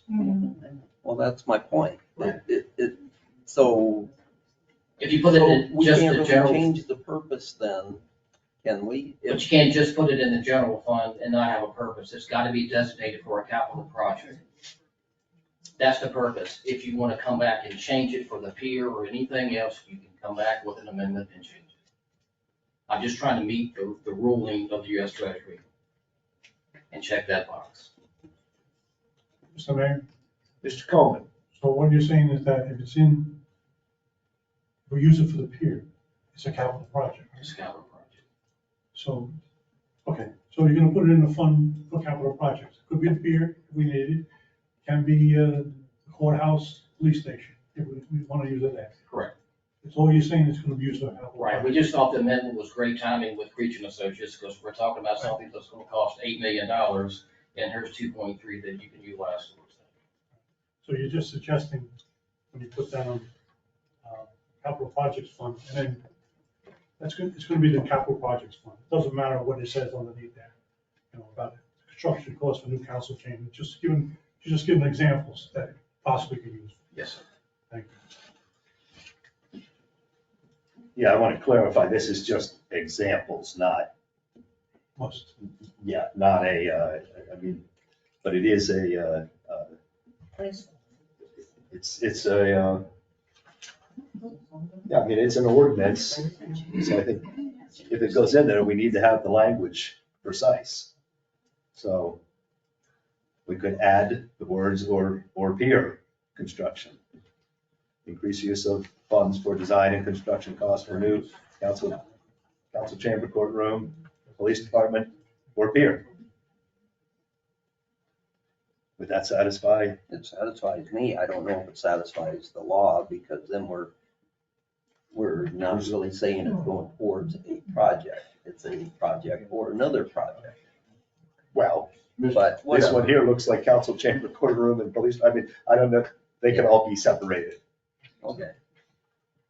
Oh. Mr. Mayor. Mr. Walls? Jerry, for clarification, when you communicate to the feds that you assigned and qualified under their guidelines for this money, do you have to give a specific project that it's been assigned to? We don't have to acknowledge these funds in a capital project ordinance until we actually write the first check.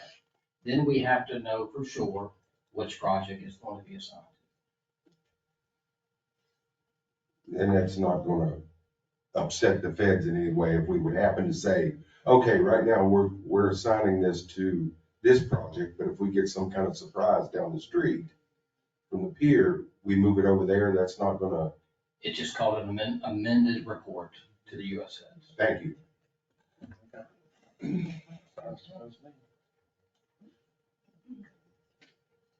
Is there any other discussion? All right, well, we have the motion to accept this in second, so Can you tell me who seconded? I didn't hear. who seconded? I think I did. Sounds right. We did now. I thought I did, but not if it wasn't, I'll take credit for it. There you go. Ready? Yes. Ms. Fallon, Yes. Mr. Kinkin, Yes. Mr. Coleman, Yes. Mr. Krecklo, Yes. Mr. Stamey, Yes. Mr. Walsh, Yes. Mayor Kraus. Yes. Motion carries unanimously. All right, we will move on now. Next item is Resolution 24-0168, to reestablish membership for the Town Beautification and Engagement Committee, KSBB. What this is to do, we've had some interest in membership. We've been sitting on applications for months and with multiple applicants for one position, and viewing the work that KSBB does, I am proposing that we just increase the membership from 9 to 10. And then we accept applicants after that. We vote on the applicants after we change it to 10. So, since it's my idea, I'm going to make my own motion to increase the membership of KSBB from 9 members to 10. Is there a second? A second. Okay, we have a second, and I will start the discussion. Basically, KSBB does a ton of work here. It's free labor, very enthusiastic, active volunteers. They work all sorts of projects, all the events. Right now, they're working on a grant for a grant proposal for a park improvement project. The parades, the Christmas festivals, the beach sweeps, street sweeps, all of that stuff. It's a very popular committee. We get people asking to attend. It is actually the Beautification and Engagement Committee, and I think that increasing engagement in the Engagement Committee makes sense. And I think, we just can use more knowledge and more skill sets. The work is not political in KSBB. They don't really vote on things that are going to change parking fees or business ordinances or anything like that. As for 10, an even number, they've been operating with 8 members for probably close to a year, and that hasn't hampered anything. 10 is not going to make a difference in that respect either. I've spoken with the chair, and she is telling me she can certainly handle up to 10 members. And that's really about what it boils down to. So with that, any other comments? Mr. Mayor? Mr. Kinkin? I would be in favor of this if the committee chair had come to you and asked to increase to 10. But that was not the case. And I feel like you and I have sat down and talked about this. I think this is a workaround to keep from having to go to executive session, because we have multiple applicants for a limited number of positions. It's going to end up having to go to executive session eventually. And I just don't think that, I don't argue with your reasoning, because they do a lot of work and they probably do good help. But I just feel like that this is not, it sets a bad precedent that the council decides how many people is going to, well, eventually council does decide, but I just don't think this is a good example for us to follow. Any other comments? Mr. Mayor, Mr. Coleman? I'm actually the person who asked the chairperson also, if they could increase it. I've been to a lot of the meetings. I've seen a lot of what they do. It takes a lot of women power to do it. They're great people, they're volunteers, and the things they do, you really need a lot of people. Why it was set at 9 at one time, I don't know. Normally committees are at 7. They went to 9. One extra person is just going to help. They don't need 20 extra people. I didn't do it or request it or ask. to circumvent not going in executive session. I just think it's a good fix. I think it's needed, and I think it's gonna enhance the committee. It's nothing to do with, not going to an executive session. We do that enough. We can just add something extra to vote on, we gotta go to executive session. This was not the intent. The intent was to get two people who are very interested on the committee as soon as possible. I made the motion to table it last week of voting on it, not because I didn't want to go to executive session, but because I wanted to get both those ladies on the committee. Thank you. Mr. Mayor, Mr. Stamey? if we're going to go to catering to KSB for adding people on, are we going to go to catering to other committees that we decide? If I decide planning needs another person, I'm not going to be able to just bring it up and say, hey, I want to add another person to planning. I mean, it's getting to where these committees, we have some problem out of the committees, not all of them, but as of right now, as I've been told by a certain person that they didn't come and ask for these extra people. We kindly as council saying, hey, here it is, we're gonna give you an extra person, whether you like it or not, you know? I don't know whether it's because people don't want to go into executive session. We got people right now that's working on KSB. It's gonna be more than what they, if we even give them another person, it's still gonna be, have to go into executive session to figure out which one of these people goes on, which five of these people go on KSB. But I just don't personally think that we ought to be adding people to the committee, any committee, without the chairman of that committee coming to us and asking us or telling us that they need more help. Mr. Mayor? Mr. Crutchlow? Well, in this particular case, Keep Surfside Beach Beautiful is just an ad hoc committee. Planning and zoning is a statutory committee. You can't just willy-nilly add people. But with the Keep Surfside Beach Beautiful, it would just be helpful. And no, the committee didn't ask us to add, but I don't know if they thought that was an option. Maybe, I don't know. But since she has been asked and she doesn't have a problem with it, I don't have a problem with it, so.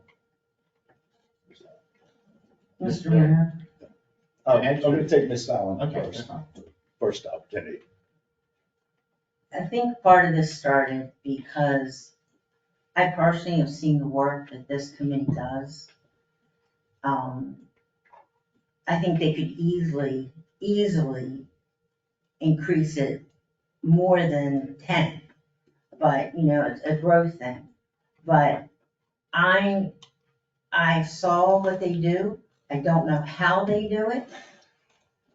We had the interest from the community, and we keep saying that we want our residents to join these committees, but then at the same time, it says, no room at the end. Well, this was an opportunity for one of the committees that could take on after the mayor talked to the committee lead, and she said, yeah, sure, we'll take it. I'm sure she would, because they do so much. So I think to say, well, we want to allow all the committees to increase, well, I think we have to look at the scenario, the situation that they're in.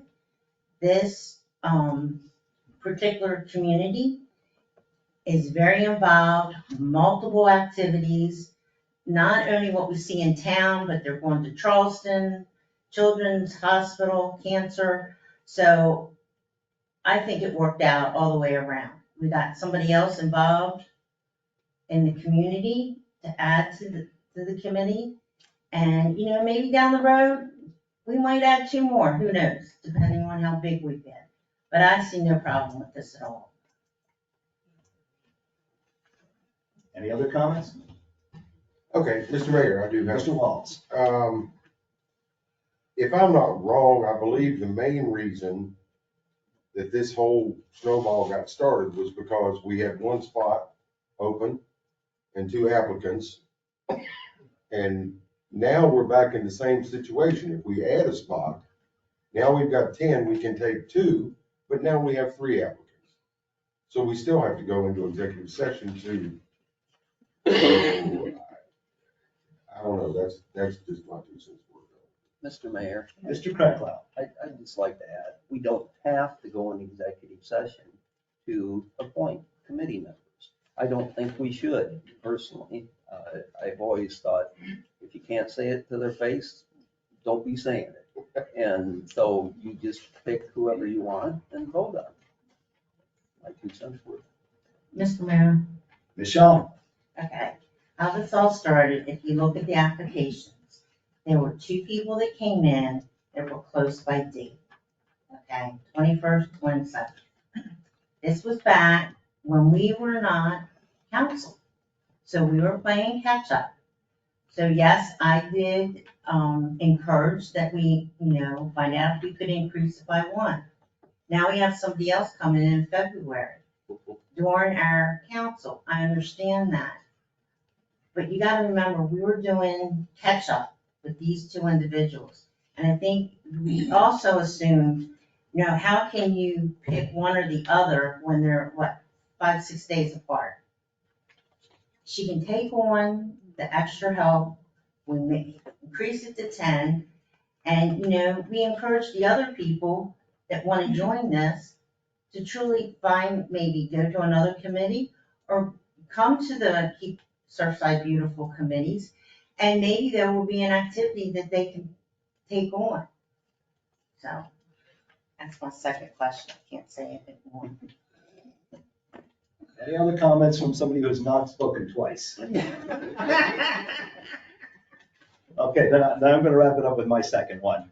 I've heard this workaround. I'm trying to use some creative thinking to best utilize the resources of our town, the residents, people who want to participate.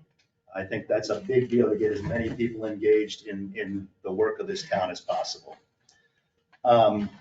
Executive session is a fallacious argument. In appointments of committees, our ordinances say, subject to the Freedom of Information Act, town council may defer to executive session to discuss the nominees. I'm looking at the paperwork we got. These 2 people that applied in May wrote roughly 20 words about why they want to be there and about 30 words of their skills and qualifications. These are not career positions where we're debating 3-page resumes. We're talking about people who just want to volunteer. I don't think we have to get into an executive session to do that. I think Mr. Craiglass is correct. We should be able to say this person's qualified or not. We still have to vote in public after executive session. If somebody's going to be disappointed, they're going to be disappointed anyway. Then they'll wonder what we said. So all of that is just, it has no bearing on the situation at all. So, yeah, I mean, I'll echo the same thing about all the work that the group does. And the other part about, I heard both arguments. Are we going to just accept if the chairperson comes and asks for more people? And I've also heard, are we just going to assign more people? Well, it is actually council's purview to set the committee membership and assign the number. So I would certainly want to work with the committee chair if we're making a change, which is what I did. I asked her if she could take 10, could she use 10? She said yes. That's the end of this discussion. So I think we can move on and hold the council. Ms. Fallon, Yes. Mr. Kinkin, No. Mr. Coleman, Yes. Mr. Cracklow, Yes. Mr. Stamey, No. Mr. Walls, No. Mayor Kraus. Yes. Motion carries 4-3. Okay. Put my pages around here again.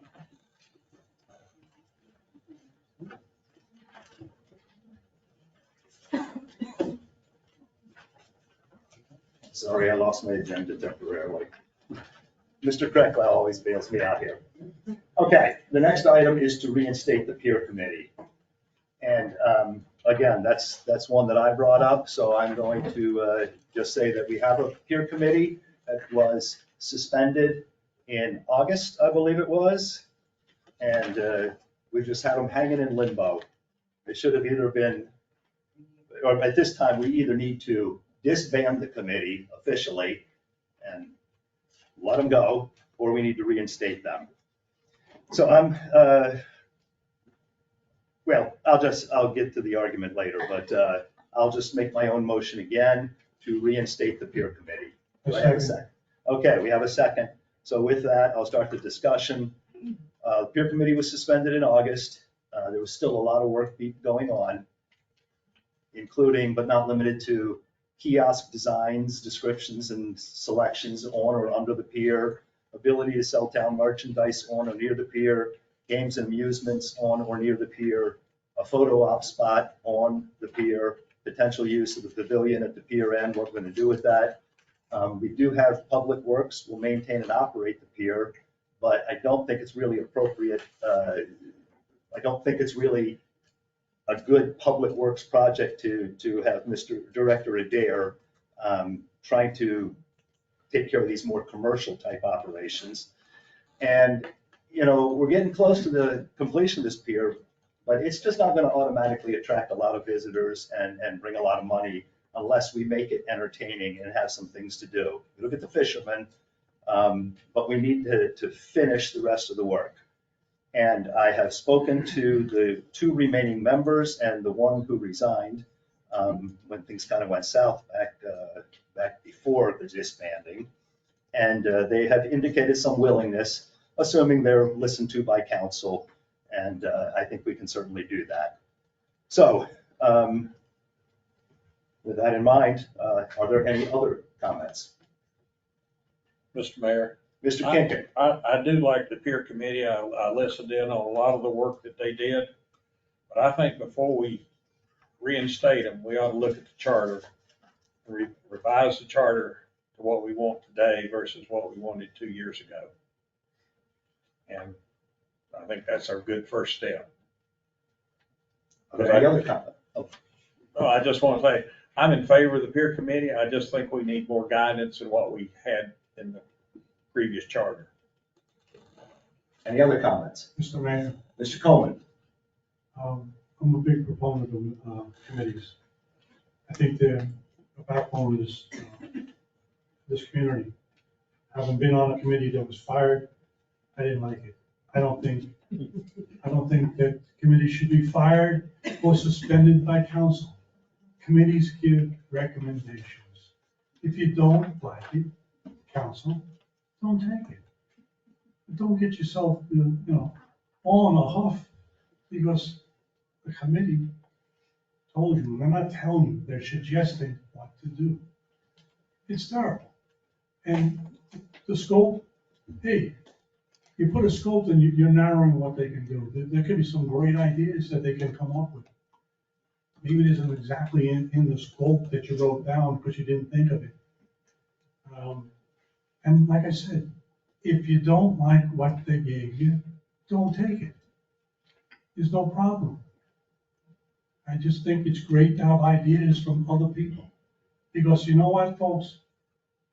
If we don't have a peer committee and they don't start suggesting what we can put up there or do up there and possibly make it really attractive, what we're gonna have is fish guts and seagull poop. I mean, honestly, that is why Garden City Pier is successful. It has things. People like to go there. They bring their families there. They spend money there. So the town is not doing this. The town is not going to create all this stuff. They're not gonna think of all these things.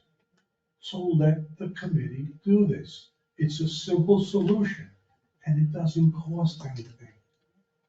Suggestions don't cost anything. If you take them, it might cost you a couple of bucks. But I just don't understand why people get on council and they tell you they want to hear what you have to say, and then when you say it, they go, I don't want to hear that. So, Thank you. And thanks to the people who come out and join committees. Any other comments?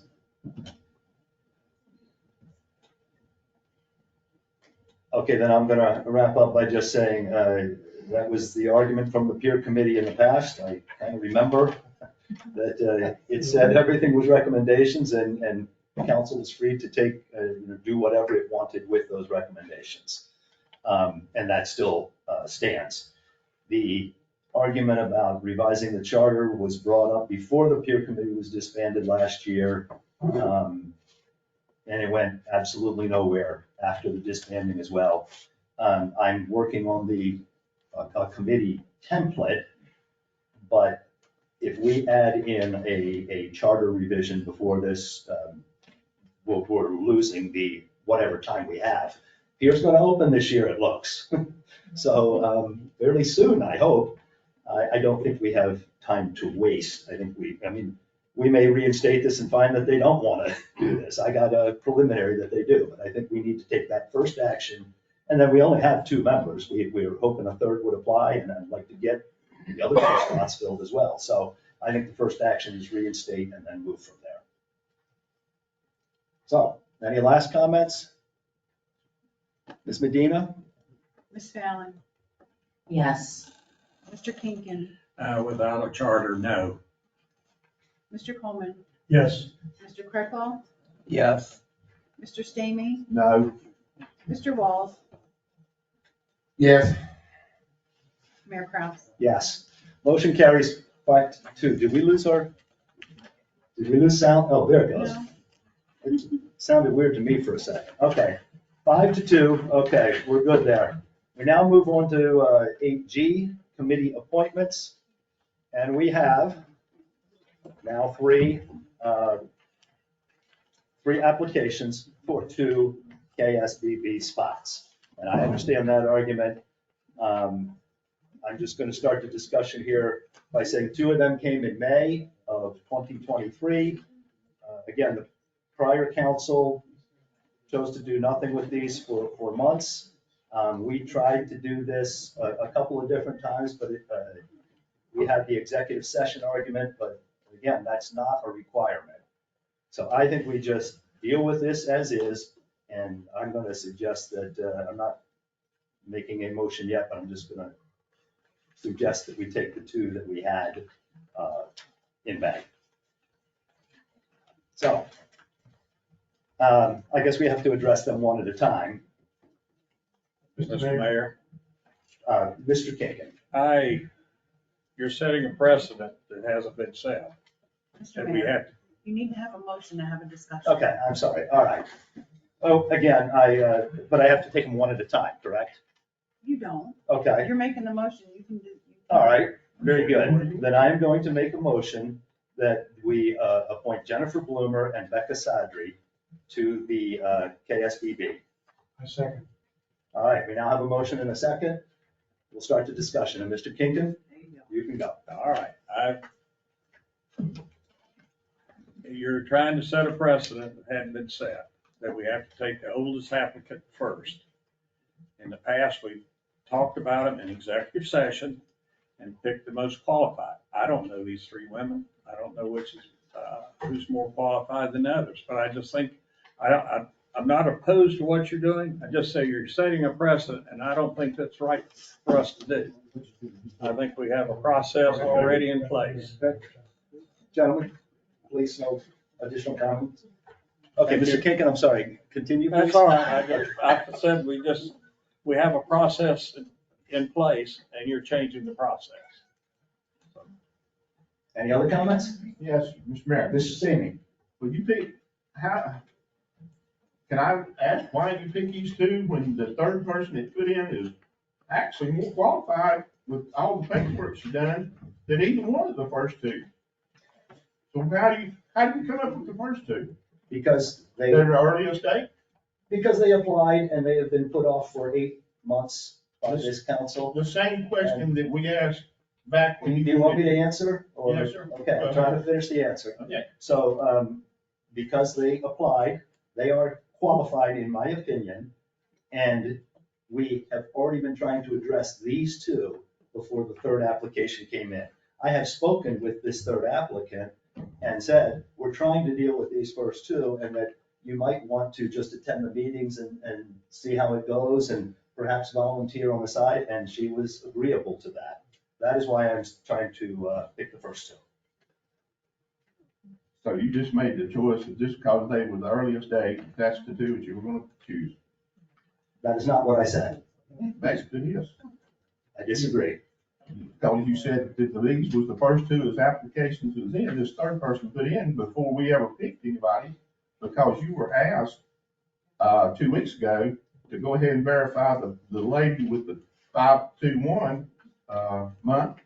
And at that time, you were wanting the lady that had the 527 date on hers. Okay. So now we're back to the first two and then just eliminate this third lady. I'll clarify one more time. Yes, sir. We had two applicants who applied 8 months ago. Maybe it's 9 months now.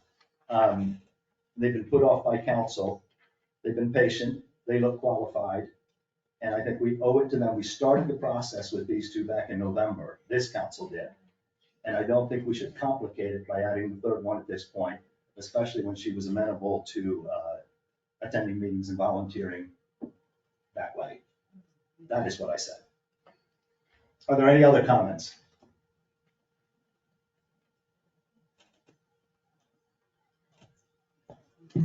All right, we have the motion to accept Ms. Bloomer and Ms. Sadri.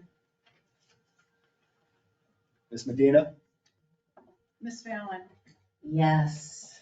Mr. Kinkin, No. Mr. Coleman, Yes. Mr. Krecklau, Yes. Mr. Stamey, No? Mr. Walls, Yes. Mayor Kraus. Yes. Motion carries 5-2. With that, shuffle my agenda again. And Laura, here's one more time. Thank you. We have reached our public comment section. Anybody with any comments on any item may speak now.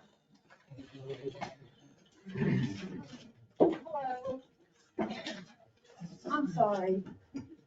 Patricia Magley at 104 Harbor Lakes Drive. I owe y'all an apology. I just busted in at the beginning of this meeting and that was rude, and I do apologize, and it won't happen again. In closing, I would like to say thank you to our wonderful councilman representatives, particularly, especially the ones who appreciate volunteers and people who want to serve this town on a committee. For the ones who kind of don't appreciate them as much, I hope this could change over time. Thank you and God bless you all. Thank you.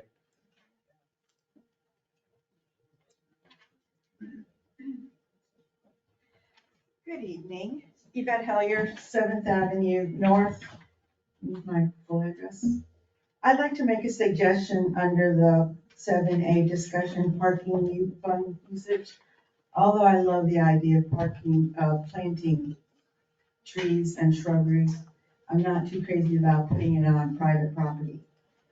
Because that's municipal funds, and there's really going to be a hard way to do that equitably and fairly, and somehow not coming into conflict with personal favors and stuff like that. So if I could make another suggestion, the floral clubhouse is in bad need of repair, and that would definitely bless the town to have that upgraded, repaired, made available for use. I myself would love to be able to go there and have meetings or invite family members and friends that come from out of town and have someplace to go, and maybe even be made available for people who are gonna wanna have a place to have a venue for a small wedding and pay the town to use it, or for a picture taking event. It's a beautiful location, and it has an opportunity for picnics and bring your children, have family reunions, stuff like that. And it's completely shut down. It's never, I don't know if it's even been open since I've lived here. So it really needs a lot of work The town should put a budget together to repair it and bring it back. It used to be available for the old beautification club members to go there. Committees like mine can go there and have meetings if the facilities here is not available. I would love to go there, have work opportunities for brainstorming and stuff like that. Secondly, the idea of having to expand committees like KSBB, have more members, cap it at 10 people. And then KSBB, if I can suggest, put a notice out on your Facebook page asking for the friends of KSBB to come. I would sign up and come, and I know you'd have a lot of people. You know, you do your beach sleeps and street sleeps and all of that. And for other clubs to do that as well. We're gonna have Arbor Day coming up, and we're on the Stormwater Committee are gonna work with KSBB, have trees. That's another thing, free trees and stuff like that. So there's other ways to do things, but third suggestion is open up the field, the ball field, for people like yoga teachers, Pilates teachers, and physical education teachers to be able to have classes. Tai Chi, especially in the summer. I would love to get on my bicycle and go there. And they can have pay as you go classes online. Sign up, go there, and be able to have these classes available. The field is always empty. So it wouldn't destroy the property. It wouldn't create a problem for the lawn. Public Works already spends its time keeping it in order. So make it available. And it could be there in fair weather. Oftentimes I go to beach yoga in Garden City. And the big advantage there for the yoga teacher is that the people who come don't have to pay for parking. That particular area, they don't have to pay for parking. They're only there for an hour, so please don't charge because a lot of people come from all the other places. And this is a 1-hour class. So have them sign up, go through town hall and sign up, have a business license. We'd be making money. A ton of people will come. I know I will. And it could be, you know, every day of the week, except maybe weekends. And that's a nice field. They wouldn't have to go anywhere near the diamond and so forth. So those are my ideas. Thank you. Thank you.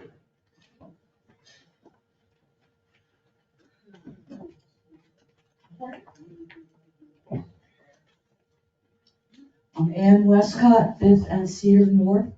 Our town gets grants for our fire department.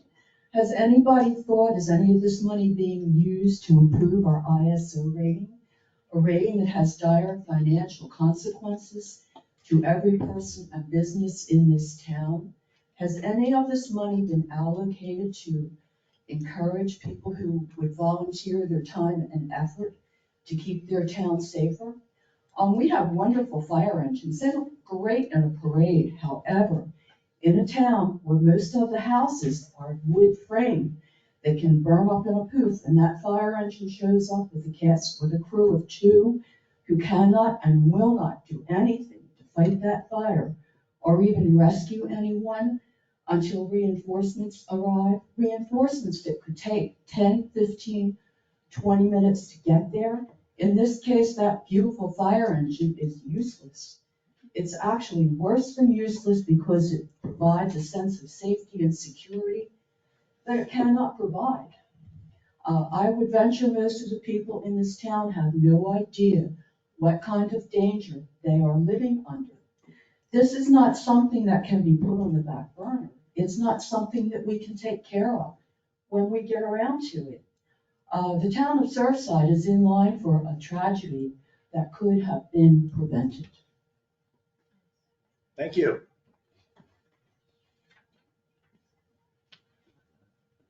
Carolyn Kravlik, 512 13th Avenue North. Unfortunately, while Creech and Associates was doing its presentation, all I could think of was we spent a good part of the meeting before he presented talking about the aesthetics of Highway 17, but nobody asked him how his various options would look from an aesthetic of Highway 17. I suggest that the council ask him how the aesthetics of Highway 17 would be most improved by his various options. Excuse me.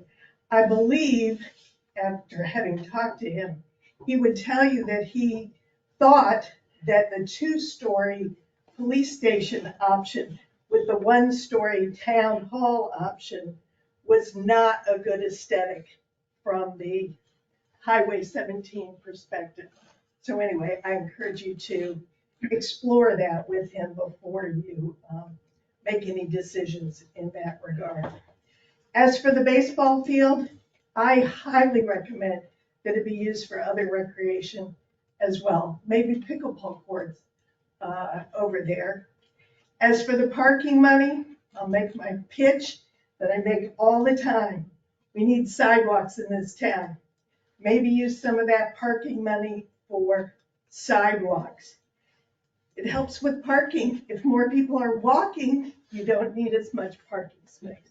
Anyway, thank you very much. Thank you.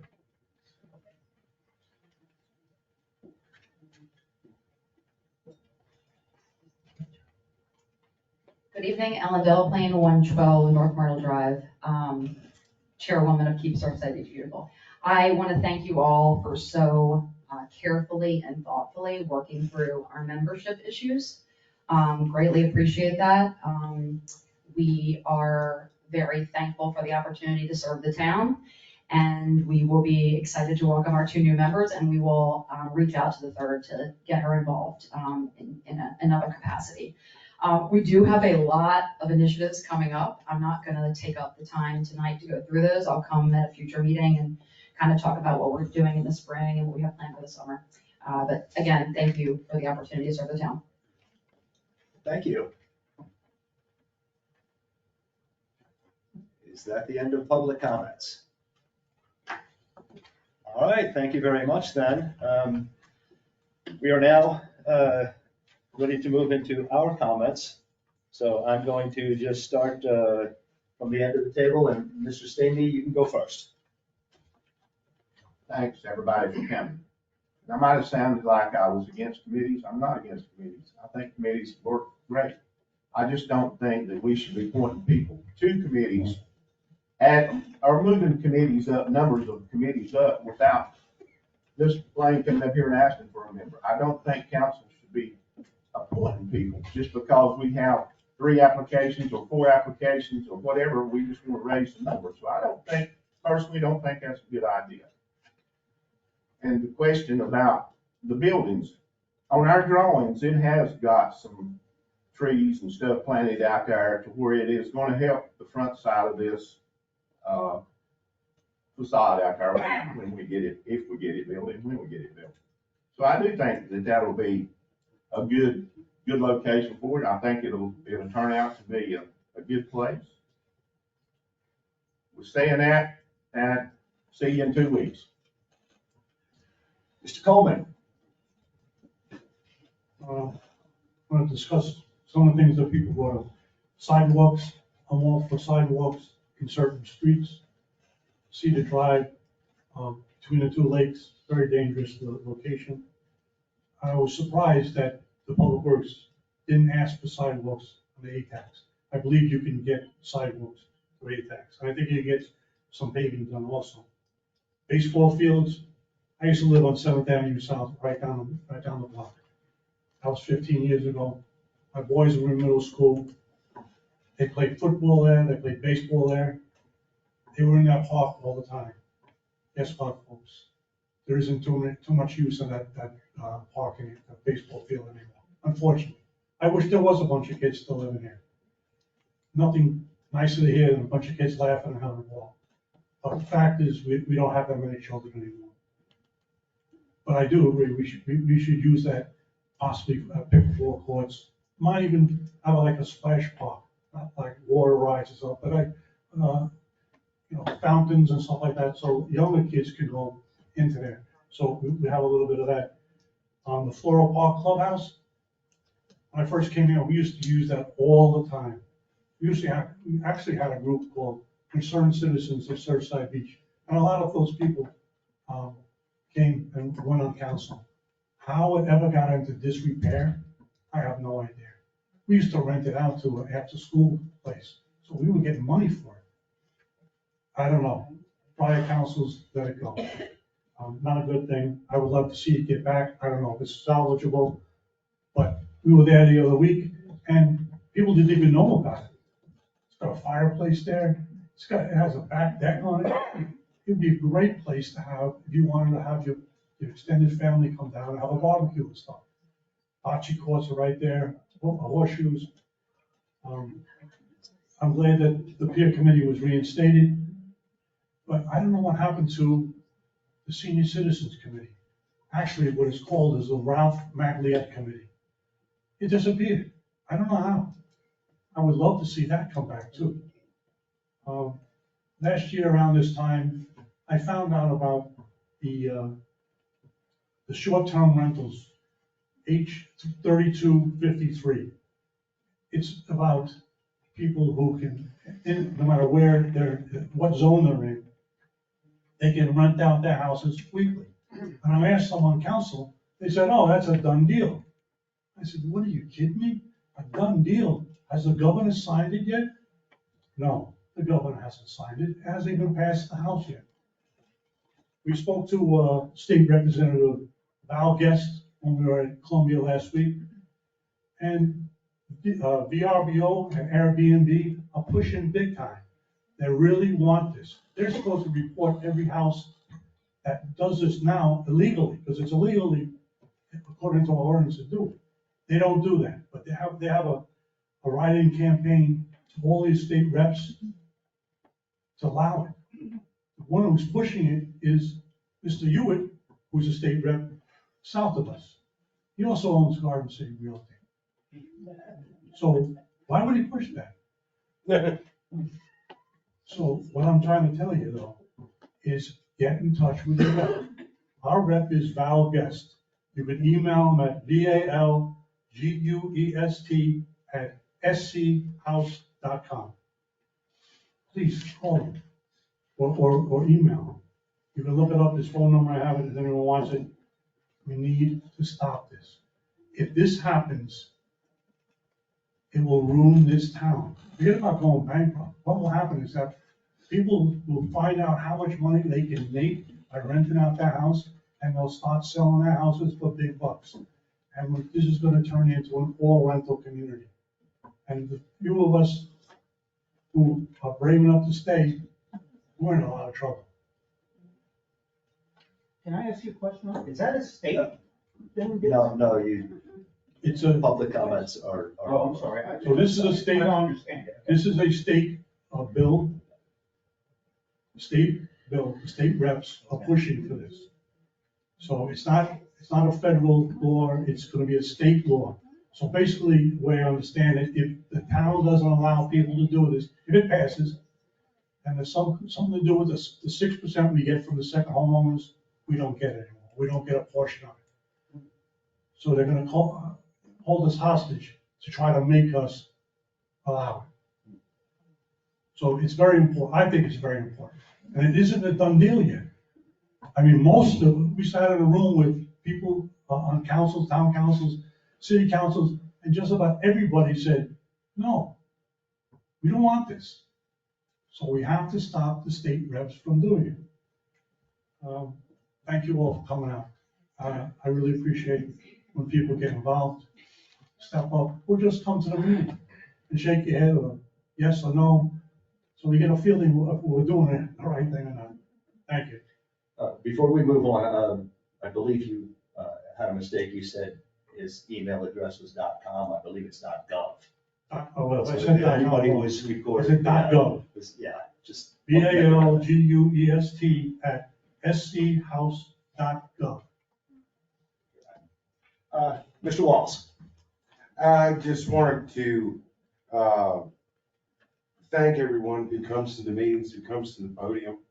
I really, truly do believe, especially having the opportunity to spend some time with my council members and the mayor, when we were away at training in Columbia this week. We had some opportunities just to get to know each other personally a little bit better. I'm very thankful also for the training that we received. Wow, lot to learn here, lot to know. We're getting ready to go into the budgets.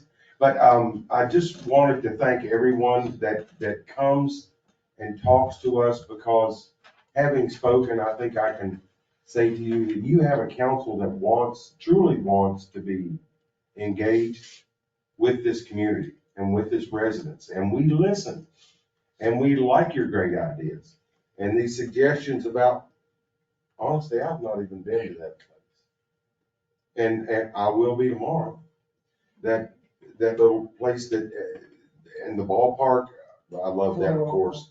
Sidewalks are a great idea. We love these ideas. I love our committees, and I think that we should have more.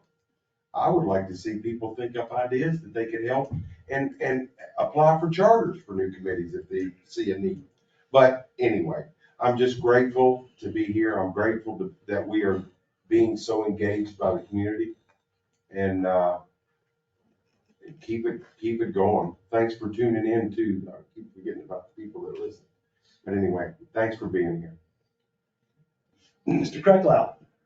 Thanks to all that are here and everybody listening. I'd like to thank all of our town employees. They all do a good job, and we sometimes fail to recognize them, and they need to be recognized.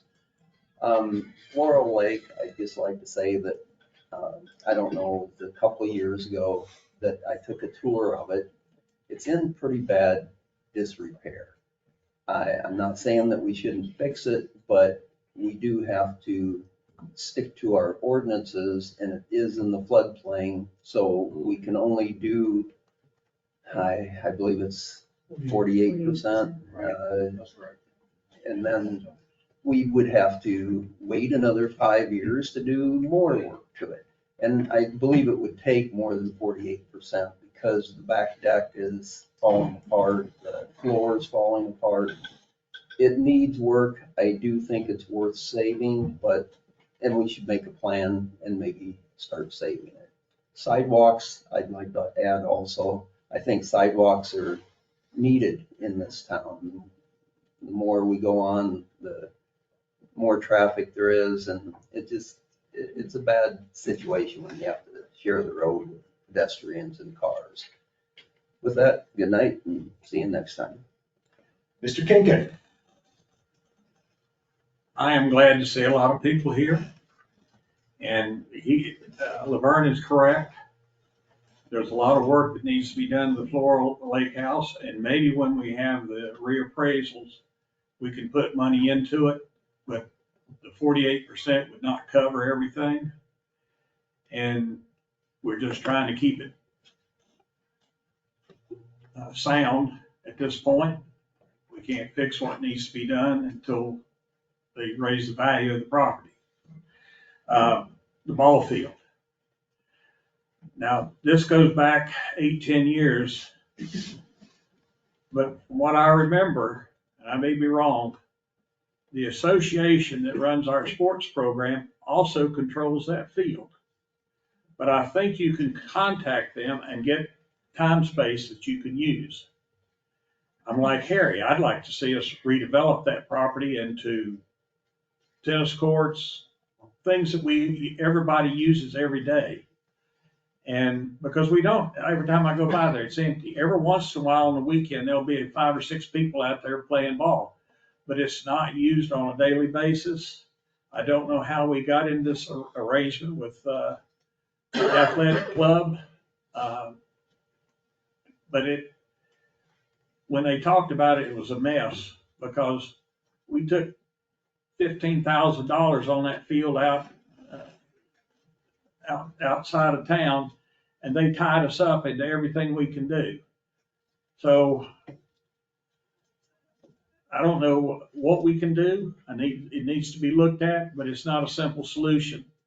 But I do think you can call them, contact them and say you want to use it these hours, because they don't use it every day. They only use it a few times a year when they have tournaments. And that field sits there, we maintain it, and we should be able to use it. So, I also want to say, I wasn't against anything I voted against. It's the process. You know, we have a process we've used for years, and we shouldn't just up and change it. And that's what I'm against. I'll just leave it at that. It's good to see everybody here. I hope a lot of people are listening in. It's only 9 o'clock. I can't believe it.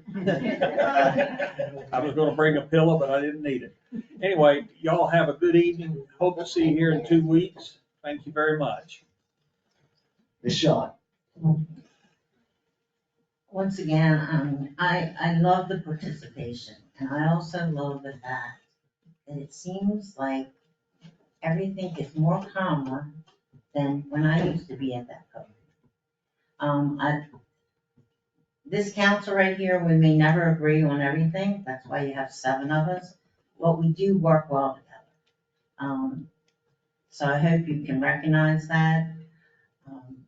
There's 2 things I met with the chief today, chief of police, to get a little tour. Everybody kept saying, oh, they're so small, they're so small. Well, guess what? They're a closet. So let me tell you, if you ever think that we don't need a better police department facility, boy, I got a rude awakening today. So, and the second thing is the fire department. We've got to work back of getting that back where we have more than 2 firemen on a shift. I said this before, my house would have went up. I would have lost my kitchen if we didn't have the volunteers from the plumbers. So when we start talking about those things, oh, my taxes are going to be raised or this or that, we got to work towards getting these 2 entities up and running properly. And no fault to them, they're doing the best they can do for what they've been handed. But I think we need to work on that as a community and a council together to move forward. Thank you for coming out tonight. Okay.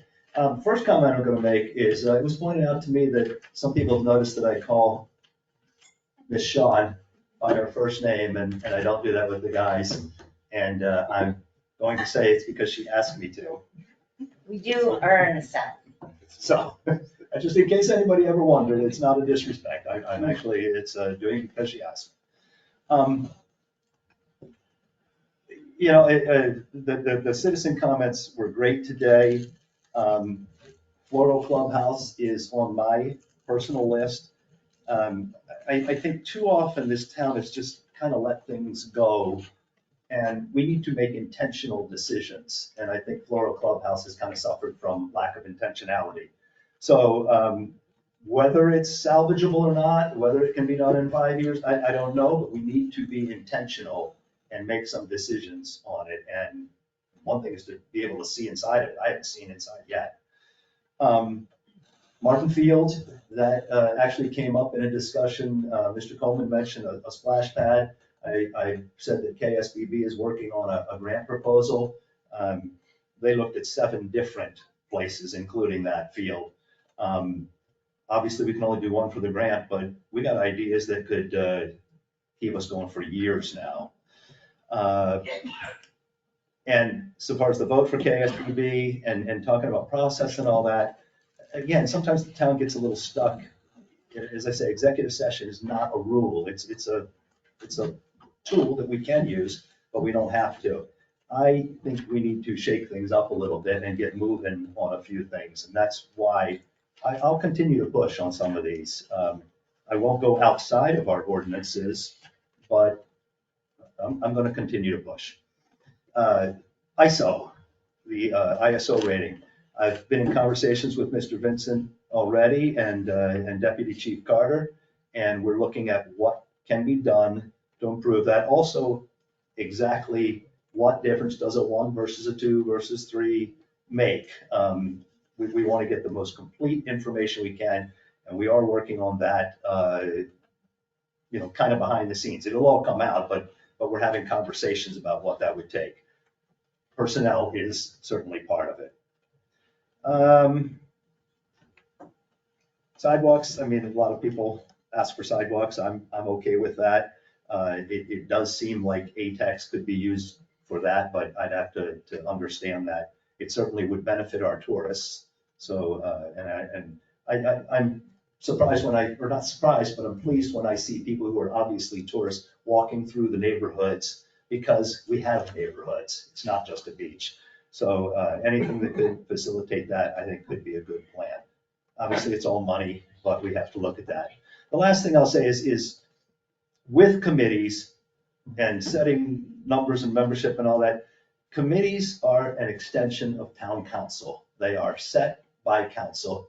We control really all the rules. So we could make it 20 if we wanted to. I think that would be foolish. And I would not do something like that. I wouldn't even bring it up without speaking to the chair of the committee.